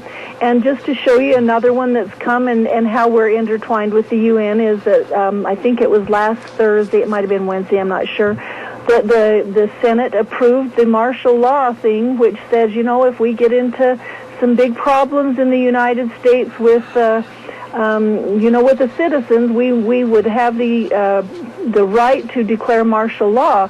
Well, that's intertwined with the UN treaty that the President and John Kerry both signed, which said that they would comply with gun control if we had to institute martial law. And that particular thing with the gun treaty was that they would go basically door to door, county to county, and take the guns from the people, because you can't have martial law if people have guns. And if people don't have guns, then you know who is in control. And it all is so that they can siphon it down through the UN. I think they use the UN as a backdrop to say, well, you know, we have to comply with things around the world, and so we'll do this. But they're all intertwined, and it's all about control, and it's about us losing our freedom and possibly even turning it over to other countries for our those who make the laws and enforce them. Well, you know, Rita, let's talk a little, now that it's been brought up. Obama, of course, the other day prior to the State of the Union speech, and then again he vowed on Tuesday night during the speech that he will, quote unquote, pursue gun control with or without Congress. And he said, I intend to keep trying, with or without Congress, to help stop more tragedies from visiting innocent Americans in our movie theaters, shopping malls, or schools like Sandy Hook. And I sat here and I listened to that statement and I thought, okay, other than a confiscation program where only the bad guys are going to have the guns, how are you going to try to implement that? And I honestly think we're going to see implementation or the leaning that way. Oh, we will, and that's their plan, and that's one of the goals that this group of people that have just totally put King Barack Obama in office from the time he was tutored from the time he was just a kid by his communist parents and grandparents, and they've lifted him up and brought him in, and that is part of their thing, is to get gun control and total control over people, and that's why they implemented the Common Core, was so they'd have control of education. That's why they got and pushed through the Health Care Act, is so that they would have control of a sixth of our economy and just be in control totally all the way around.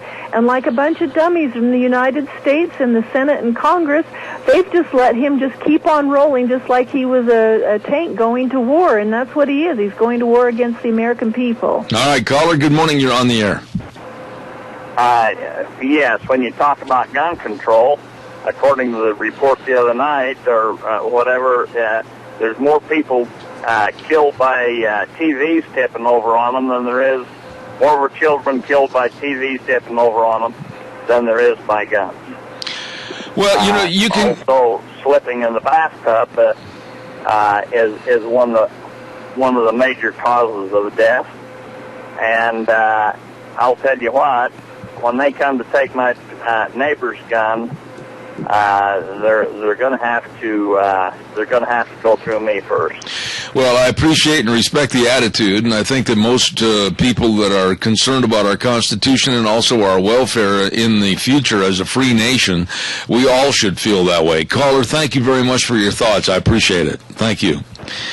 You know, Rita, basically in that State of the Union message, which I thought was very bland, very vanilla, very, actually a waste of time, along with the theatrics at the end of it, he never once gave anything as concrete ideas as how to solve something, but the number one thing that offended me, and maybe it didn't bother you as much, is that when he looked at the teleprompters and made sure he had everything on his speech just right, and then he looked out at the audience and he said, when he was talking about jobs and income inequality, and he said, it's time to give America a raise, as if everybody had the wherewithal to just reach into their pockets and make this a land of utopia. This man has never run a business, doesn't know how to run a business, he couldn't even run a lemonade stand, and yet he thinks he can tell people it's time to give America a raise.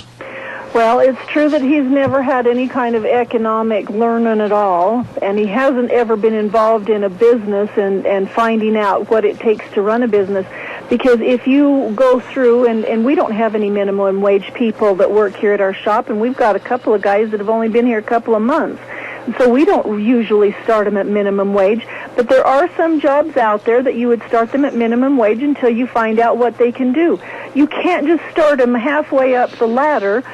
If you go to the 10 per hour instead of, of what they're kind of promoting somewhat, instead of the 7.25, you give the ones who are getting 7.25 10.10, then what about the guy that was getting $10 an hour or 10.25 an hour? Do you give him a 30% pay raise, and then the ones that were making $15 an hour, do you give that? Does everybody get a 30% pay raise? And how do you do that and stay alive in your business? Well, you don't stay alive in your business, and you also do not stay alive in your economy because inflation is going to run rampant. It's got to go by the free market, and if somebody's getting $7.25 an hour or $5 an hour or whatever they're getting paid and they don't like it, they need to do one of two things. They either need to go to their employer and say, I've been trying to step up my production. What do I need to do to get more money? Or they need to find another job that will pay them more money. Because I couldn't agree more. Those minimum wage things are meant for you to go to when you're at the very first, get into the market, and then go up the ladder as you progress to being a better employee and learning more about that business that you're involved in. And last night, I know that you're somewhat a fan of Bill O'Reilly, but Bill O'Reilly stuck his size 11.5 shoe in his big mouth last night when he made the very demanding statement that all American employers should absolutely just shut up and pay $10.10 an hour, and the Republican Party should back off on that and support it. You know, what you just said is so common sense. People starting at entry-level jobs, and I don't care if it's burger flippers or if it's sweeping a factory after work or whatever. Hey, let's get a step-graded system, but to give these people a 10.10 starting wage and there's no proof in the pudding, Well, it proves that Bill O'Reilly, sitting back there on his little golden throne and thinking, $10 isn't very much in New York City, but you know what? $10 is a lot. It's a 30% pay raise to somebody, and that's a lot out here where we don't get near the kind of money that they get back there for, the same person doing the job in Burley, Idaho that's doing in New York City. The New York City guy gets probably paid more than twice as much. And so, it does look like it's kind of meager, but it just proves that he's not even in tune with what's going on, nor should he be involved in that because he is a television person. He's not a businessman that has this kind of thing that he has to administrate over and keep a business going. He basically has his job, and then he has some fundraisers and stuff, so he can say, well, I raise a lot of money, and we write books and we sell them and stuff like that. But that's a whole different thing than just plain old American people who are just trying to keep the country moving. There you go. Okay, final question, and I'm going to see, are you or are you not a football fan? Give us your Rita's Fearless Football Forecast prediction for the Super Bowl this Sunday. Well, I'm kind of going to go for Denver just because I like Peyton Manning, but I don't actually watch football anymore. I used to be one of the very biggest ones, but when I had kids and work and church and all those other things, I didn't have time to watch, and I kind of didn't sit down and watch football like I used to. But I love football, and hopefully Denver will win. That's who I'm kind of rooting for, but, it's not that big of a deal. All right. Well, I'll be sure and stop over and pick up my check. Rita, God bless you. Thanks so much for being on the program. Okay, thanks. All Have right. a good day. Bye. You bet. Take care. Thank you. Rita Ramsey. And I always enjoy Thursdays when she's on the program. Very, very interesting. Aha. Oh, boy. I know. Gina's sitting over the station, and she's going, oh, look at that clock. Look at that clock. It's going on 10 o'clock, and I'm hungry. I'm starving to death. I am, too. Well, don't forget, Taco Bandito, 2301 Overland in Burley, with the Tomalito burritos, or the chicken BLT burritos, or the taco salad burritos, or the chicken strip basket, or the nacho burritos. They've got them all, the chimichangas, everything newly remodeled inside for your convenience. You're going to love the people. You're going to love the food at Taco Bandito, 2301 Overland in Burley. And now, 2 locations to serve you at Burgers, etc. 124 South Oneida in Rupert and 700 North Overland in Burley. Oh my, Chick-fil-A sandwiches, only $3.99 after 3 p.m. in the afternoon. And I love these. Bread bowl soups, different flavor every day. Love them. And every Sunday they got shrimp dinner specials in Burley only. And oh my goodness, you're just going to love the people and love the entirety of all their menu at Burgers, etc. 2 locations in Rupert and Burley. Hey, how about Steve-O's? Ooh, how about Steve-O's? Food made the way you like it. How about that Steve-O's nacho fries, topped with cheese and jalapeno peppers? And I love this one, of course, the pork chops with salad and choice of potatoes. And they've got the friendliest service, dedicated staff. They're open Monday through Saturday, closed on Sundays. Weekdays 11 a.m. to 8:30 p.m. Fridays and Saturdays 11 to 9. You're going to love Steve-O's, 290 South, 600 west of Hayburn. You stop in and see them today. And last but not least, in our tour of where to go when you're starving to death, don't forget the AC Drive-In at 601 East Main in Burley. Oh, the famous Farmer Brown burgers, the ranch burgers, and all the delicious shakes. You know, the pumpkin shakes and the eggnog shakes and the mint shakes. Oh, my, you're going to love the food. It's good. It's good. AC Drive-In, 601 East Main in Burley. You stop in, and these are just a few places to go when you're hungry and starving to death. Hey, it's time quickly for a Michael Rogers weather update. I'll be right back. Hello, everyone. Michael Rogers for MichaelRogersWeather.com. All right, pop quiz. We've been together for about 5-6 years. Let's see if you remember. We've got cooler temperatures in the 30s for today. Why? Come on. On the backside of a cold front. There you go. Sun and clouds all the way through Super Bowl Sunday. Temperatures that were in the 40s for the last 5 to 7 days, now you're going to be in the mid-30s all the way through the weekend. Have a great day. Enjoy the weather. The only weather you got. There you go, Michael. Thank you so much for being ready with the weather. Gina, real quick. Oh, we got a quick call. Call her real fast. I got a minute left.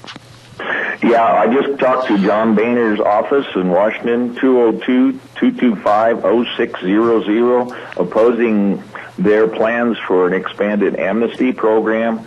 And 202-225-0600. Folks, they're going to expand this amnesty thing, and we got millions of people here that are not working or under working 2 jobs now. We don't need more people into the country. We need to close the borders, and that's what I told them. Absolutely. The number, 202-225-0600. Let's get on the phones and let them know we don't like what they're doing. Absolutely. Thanks, Adrian. Appreciate it. Ladies and gentlemen, appreciate those kind remarks. Adrian, you're right on.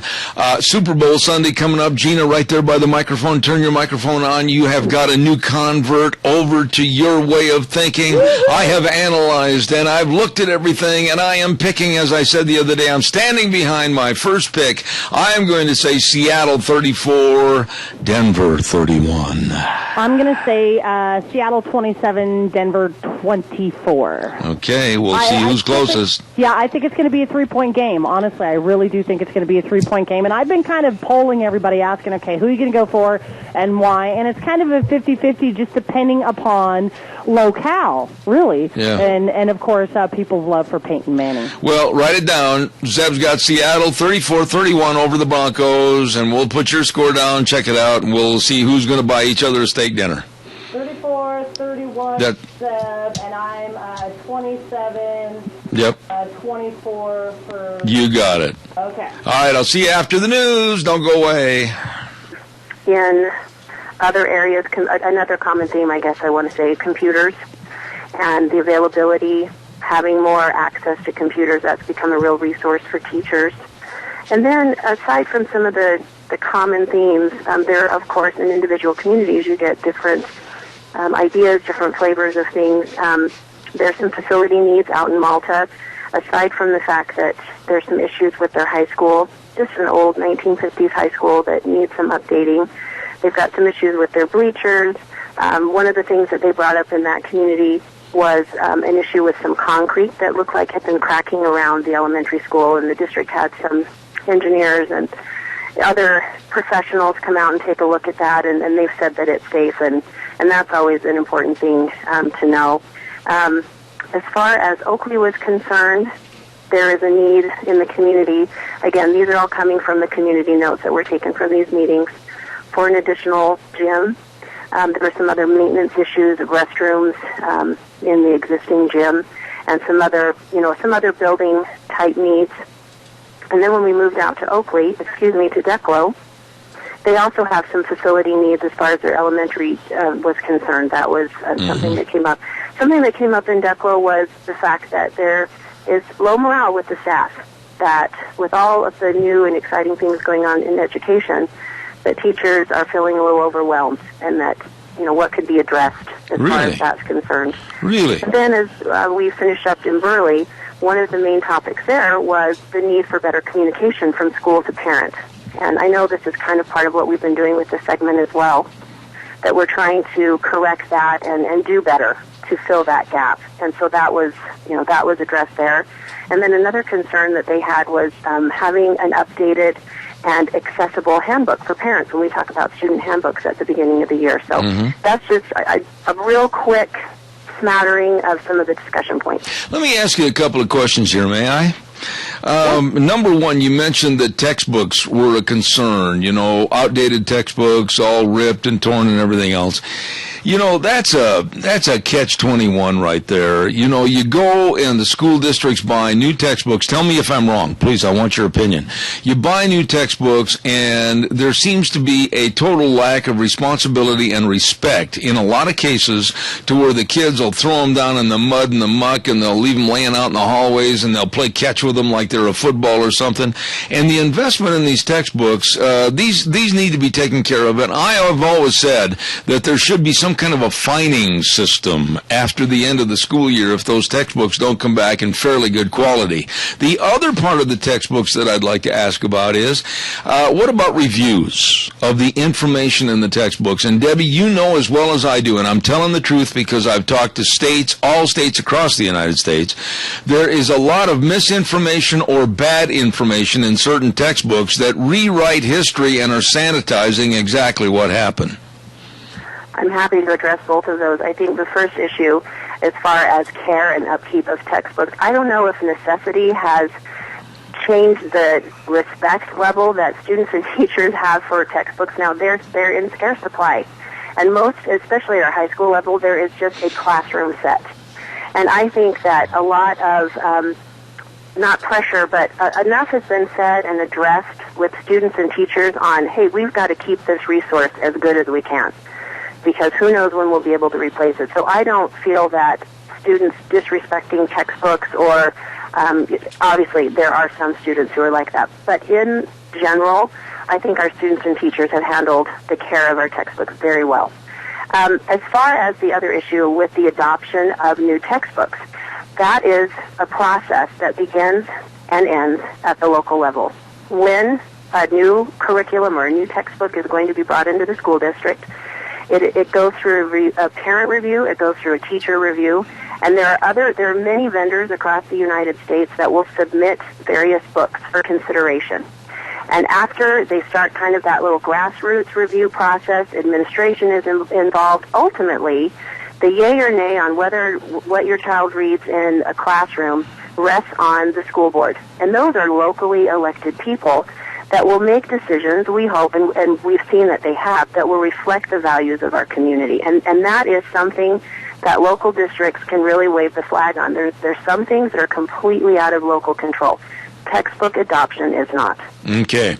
Now, another point of interest that you mentioned, and I'd just like to comment on this, is low morale among the teachers. Now, that to me sounds like somebody should have been bird dogging this problem long before it became a problem, because if you hear within any kind of a business, any kind of a, where you have people working in a certain environment or climate, if there's unhappiness or there's not happiness about certain things, that should be nipped in the bud as soon as possible. What about the low morale issue?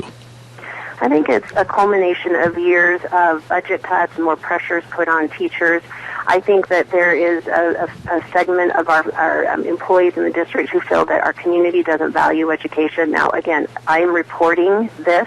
This isn't me saying these opinions.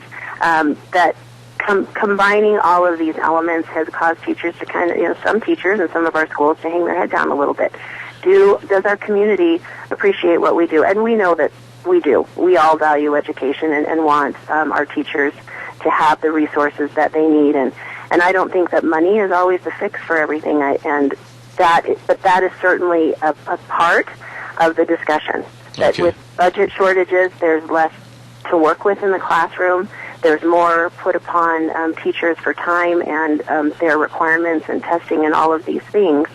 And so, as you said, we like to be aware of it and, okay, how can we address this within the district so that our teachers feel good about what they're doing because they're important. And along with that, the other, you mentioned communication problems. Here we are in the highest tech point of our civilized world. I mean, not only does everybody have the capability of contacting someone in Taiwan in less than 30 seconds, I mean, it's amazing what we can do, but yet communication problems, whether it's at a factory, whether it's at a real estate office, or whether it's at a school system, that always seems to come up. There's trouble with communication, and that's one I have a hard time understanding. I'm with you on the understanding, and I'll share an experience that I had in one of the community meetings. There was a gentleman who, not angry, but was concerned that some of the things that he thought should be getting to him, well, I didn't know about this, and I didn't know about that. And as the person that's hired to get these sorts of things out into the public, I turned to the gentleman and I said, help me know how we can reach you. I said, we've put stuff in the paper, we're on the radio, we have a Facebook page, we have a website, we send home emails, we send home newsletters. I was kind of going through some of these things, and I said, help me understand how you would like to receive the information. And he wasn't even aware of that, we're trying to go through all of these avenues. And ultimately, I think when someone wants to be informed, they'll take advantage of things that are going out there. Certainly the district has a responsibility to let people know how we're communicating, but also we need parents to do their part too. And I think that just applies, across the country. When you want to know things, you search it out. And if you're not interested, you don't care. That's right. I agree with you. Okay, so now that we've kind of perused through some of these items and discussed them, what's the bottom line? What to wrap this segment up, what do you have to say that is going to solidify everybody's respect and response the way you want it at the school district? Well, I don't want this to sound that it's the status quo, and it kind of sounds lame to say it like this, but the board really is taking all of this consideration, and they're going to map out a plan. Where do we want to be? Where does our community want to be? We have 3 failed bonds in the past in our district, and we've got people saying, we don't dare want you to bring forth any kind of a construction bond. We don't want you to ask us for anything else. Well, we have segments of our community that on the other end of the spectrum are saying, you better do that. That's what I elected you for. Mm-hmm. And so finding that balance where we can address some of these things you can address without money. Some take money. And where does Cassia County want to be 10, 15, 20 years from now? I mean, we're doing such a good job, and we really are a leader in the state, and we want to maintain that.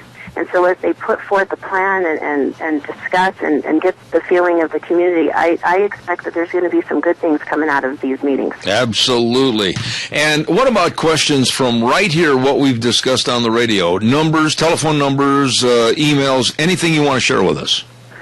I'm happy to share anything. You tell me if it's better for me to email you something. I mean, of course, the school district office, 878-6600.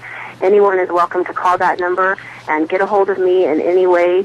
I'm happy to meet with folks. I'm happy to get email information. We live in a very transparent time. People expect that, and Cassia County is ready to deliver. All right. You did a really good job. As usual, it's becoming old hat for you. Debbie Critchfield, I appreciate it. God bless you, and thanks for being on School Days in Cassia County. Appreciate the time. Thank you. Have a good afternoon. Thank you very much. School Days in Cassia County brought to you by A Child's World at 1308 Overland Avenue in Burley and Ambulatory Surgery Center, 1344 Highland Avenue in Burley. Really nice people. Oh, listen to this. Now, I've got to do an ad here for the bookstore over in Rupert at 515 5th Street. And it's all about Valentine's candy. Listen to this. Caramel-filled chocolate hearts. Let me say this again slowly as I hear the panting and breathing of Gina on the other end of the line. Caramel-filled chocolate hearts. Fudge. And, of course, pralines and cream, along with different fudge flavors of cookies and cream, along with peppermint chocolate, caramel, and many, many more. All your jewelry, Valentine's cards, everything right there at the bookstore, 515 5th Street in Rupert, wishing you happy Valentine's.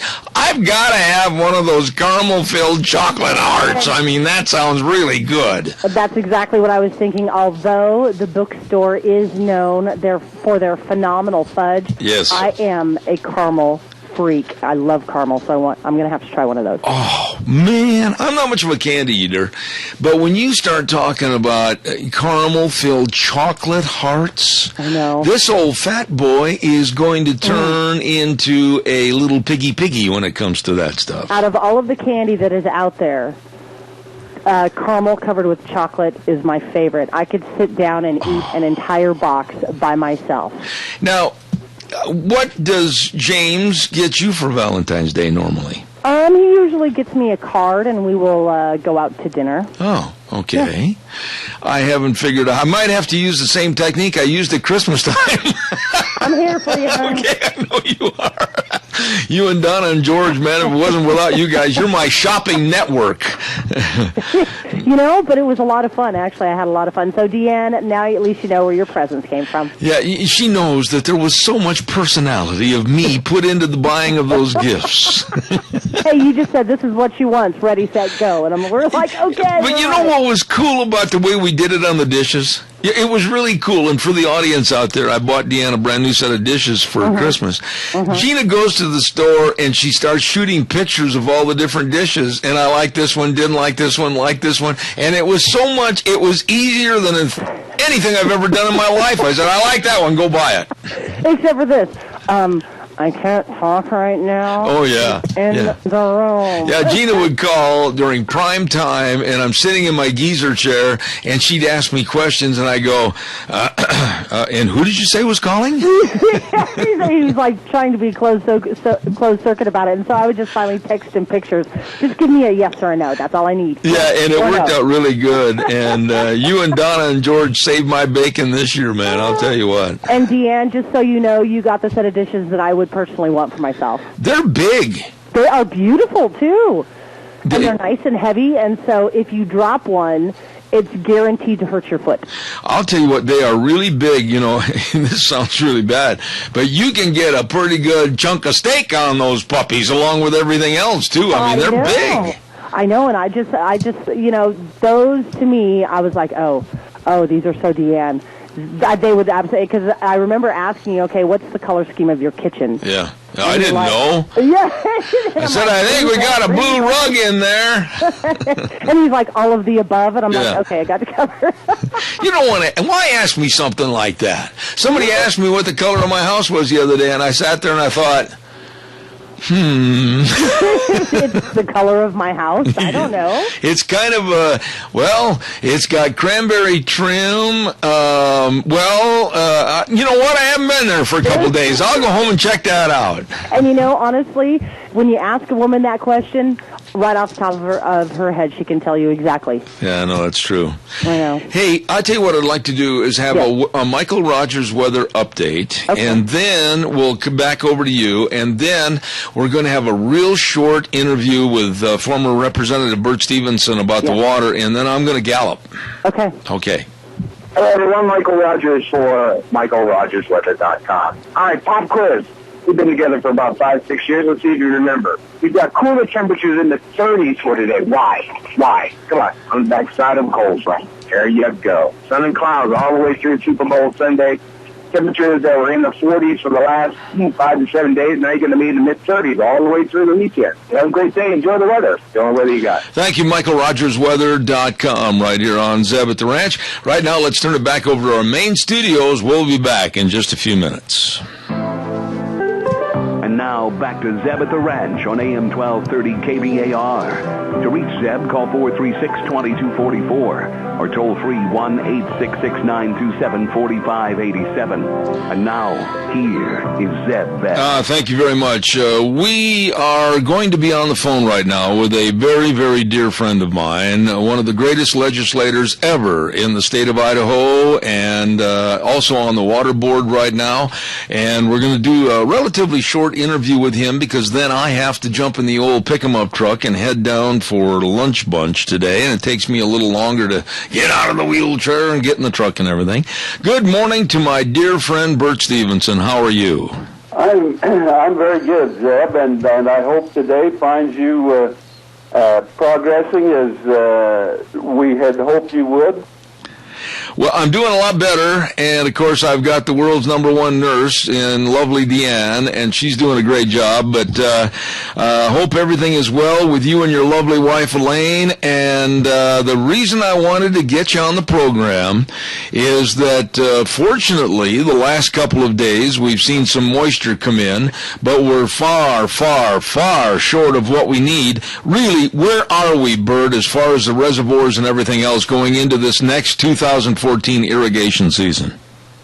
Zeb, we're probably in about as low a position as we've been in.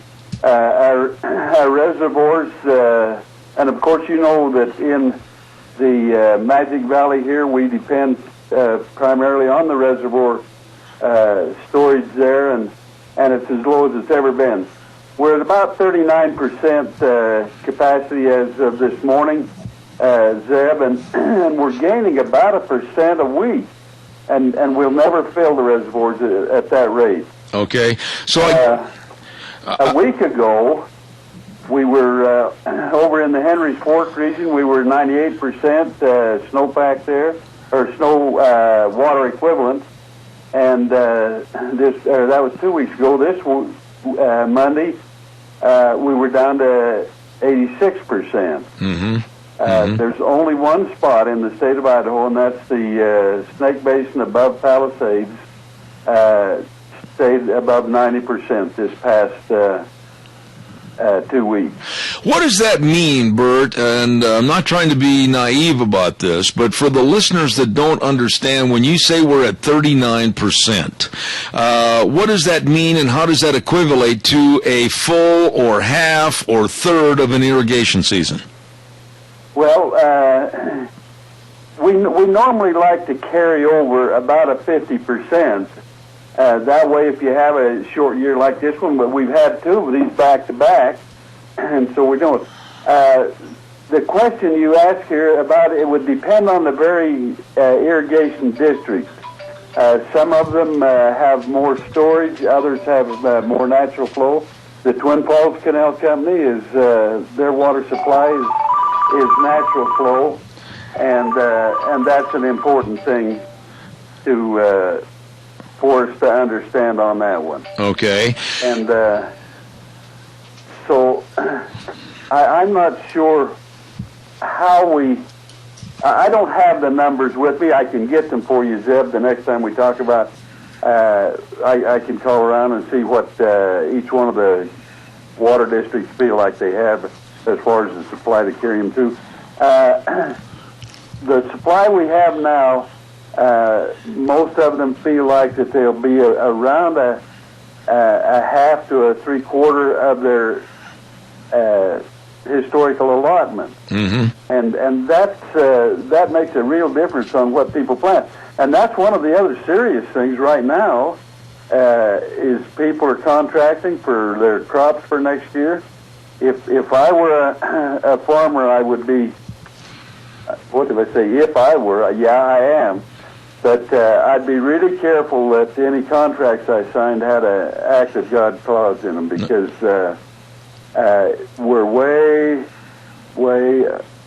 away from where we're going to know how much water we're going to have. Well, let me ask you this. Day before yesterday, we were in a terrible drought. It rained, and everybody thinks, well, the problem's solved. We only got a half inch. That won't do it. Yeah. Bert, let me ask you about that. Here we are. It's the end of January. And according to Michael Rogers and many other people I've talked to that are with the weather services, etc., December and January are the big snowpack months. And here we are, 1st of February. What would it take? I mean, man, what kind of snowpack or snowfall would we have to have during the month of February to even come close to being back to a fairly natural situation? We would probably have to have double what we normally have for February and March. And there is another factor that has rescued us some years, Zeb, and that's that we've had a wet March and April, even into May and June. If that happens, then we don't draw on the reservoirs nearly as much, and that solves some of our problems. You and I have talked before. We don't like to gamble, but we go out and plant crops every year, and we make fun of jackpot where they have, you see it on the table. You know, a lot of people probably don't equate the danger to their business in town is also related to the lack of water up on the mountain. All of this ties together for the money, the crops, the payment for the crops worth and everything. All that plays a big part in everybody sharing in hopefully a good financial year. Zeb, the Wood River last year, they lost their water supply on the 26th of June. It amounted to about one crop of hay and not a really good crop of grain. And so those people really suffered last year, and they're not in a whole lot better shape this year. Mm-hmm. Probably less. Most of their water supply comes, or a lot of it comes from the Camas Prairie up there, and I'll tell you, they don't have much snow up there. What are some of the crops that would be most affected here in southern Idaho because of a lack of water? Which are the ones that are the most dangerous and need the most irrigation? Well, the one that uses the most water is alfalfa, and with the number of dairies we have the crop rotations have moved more to corn and alfalfa. Sugar beets is another crop that uses a lot of water. Potatoes, water is a really important thing. They don't use as much as some of these other crops, but it's really important that they have it consistently. Mm-hmm. Sugar beets, if you're off for a week, you won't lose your crop. You can rough up a crop of potatoes really bad if you're lose your system for a week. So basically, I'm going to kind of wrap this up a little early, Bert. As I told you, I've got to get on the road, but I want you to just tell everybody what we need at least for the month of February is a fairly consistent snowfall up in the mountains and very possibly a very wet spell in March, April, and May with a good solid series of rains that would eliminate a lot of the pressure on the reservoirs. Is that right? It would, Zeb, and one thing that we're doing, at least for the Snake River Basin, is if we can get the cloud covers in the mountains to the east of us here, we're doing some cloud seeding up there that's been very successful, but you have to have clouds with moisture in it before it can be successful. Absolutely. One last... I appreciate coming on, and whenever it works for you, tell people to stay on their knees and let's. I can't make water, but the good Lord can bless us. Absolutely. Absolutely. Well, to one of my dearest friends, Bert Stevenson, I say thank you so much for coming on the program. God bless you, and I'll be in touch with you, and we'll have you back on again for an update, okay? You have a good time, Zeb, and thanks, and take good care of yourself. I will do that, sir. Thank you so much. One of my dearest friends, and I mean that, Representative Bert Stevenson, and he's also on the State Water Board, and we need moisture. We need a lot of it. Don't forget your Magic Valley Les Schwab Tire Centers. Oh, boy, I mean, they're there to serve you with the best in tires. They've got all the different tread designs. They've got all the winter traction tires. They've got all the tires pinned for studs. They've got it all for you, for your cars, your pickups, your SUVs. All you have to do is just stop in there and talk to them today. 7 great locations serving you. The best in brake service, and, of course, shocks and struts, front-end alignments, tire chains, snow wheels, batteries. It's all there at your Magic Valley Les Schwab Tire Centers. Service to you reigns supreme. With a big smile on their face, they take care of you. Lane and Rupert, Dave on Blue Lakes and Twin, Mike and Buell, Mike and Jerome, the Twist family in Paul, John on Poline in Twin Falls, and Randy, the old Seahawk fan, on Overland in Burley, your Magic Valley Les Schwab Tire Centers.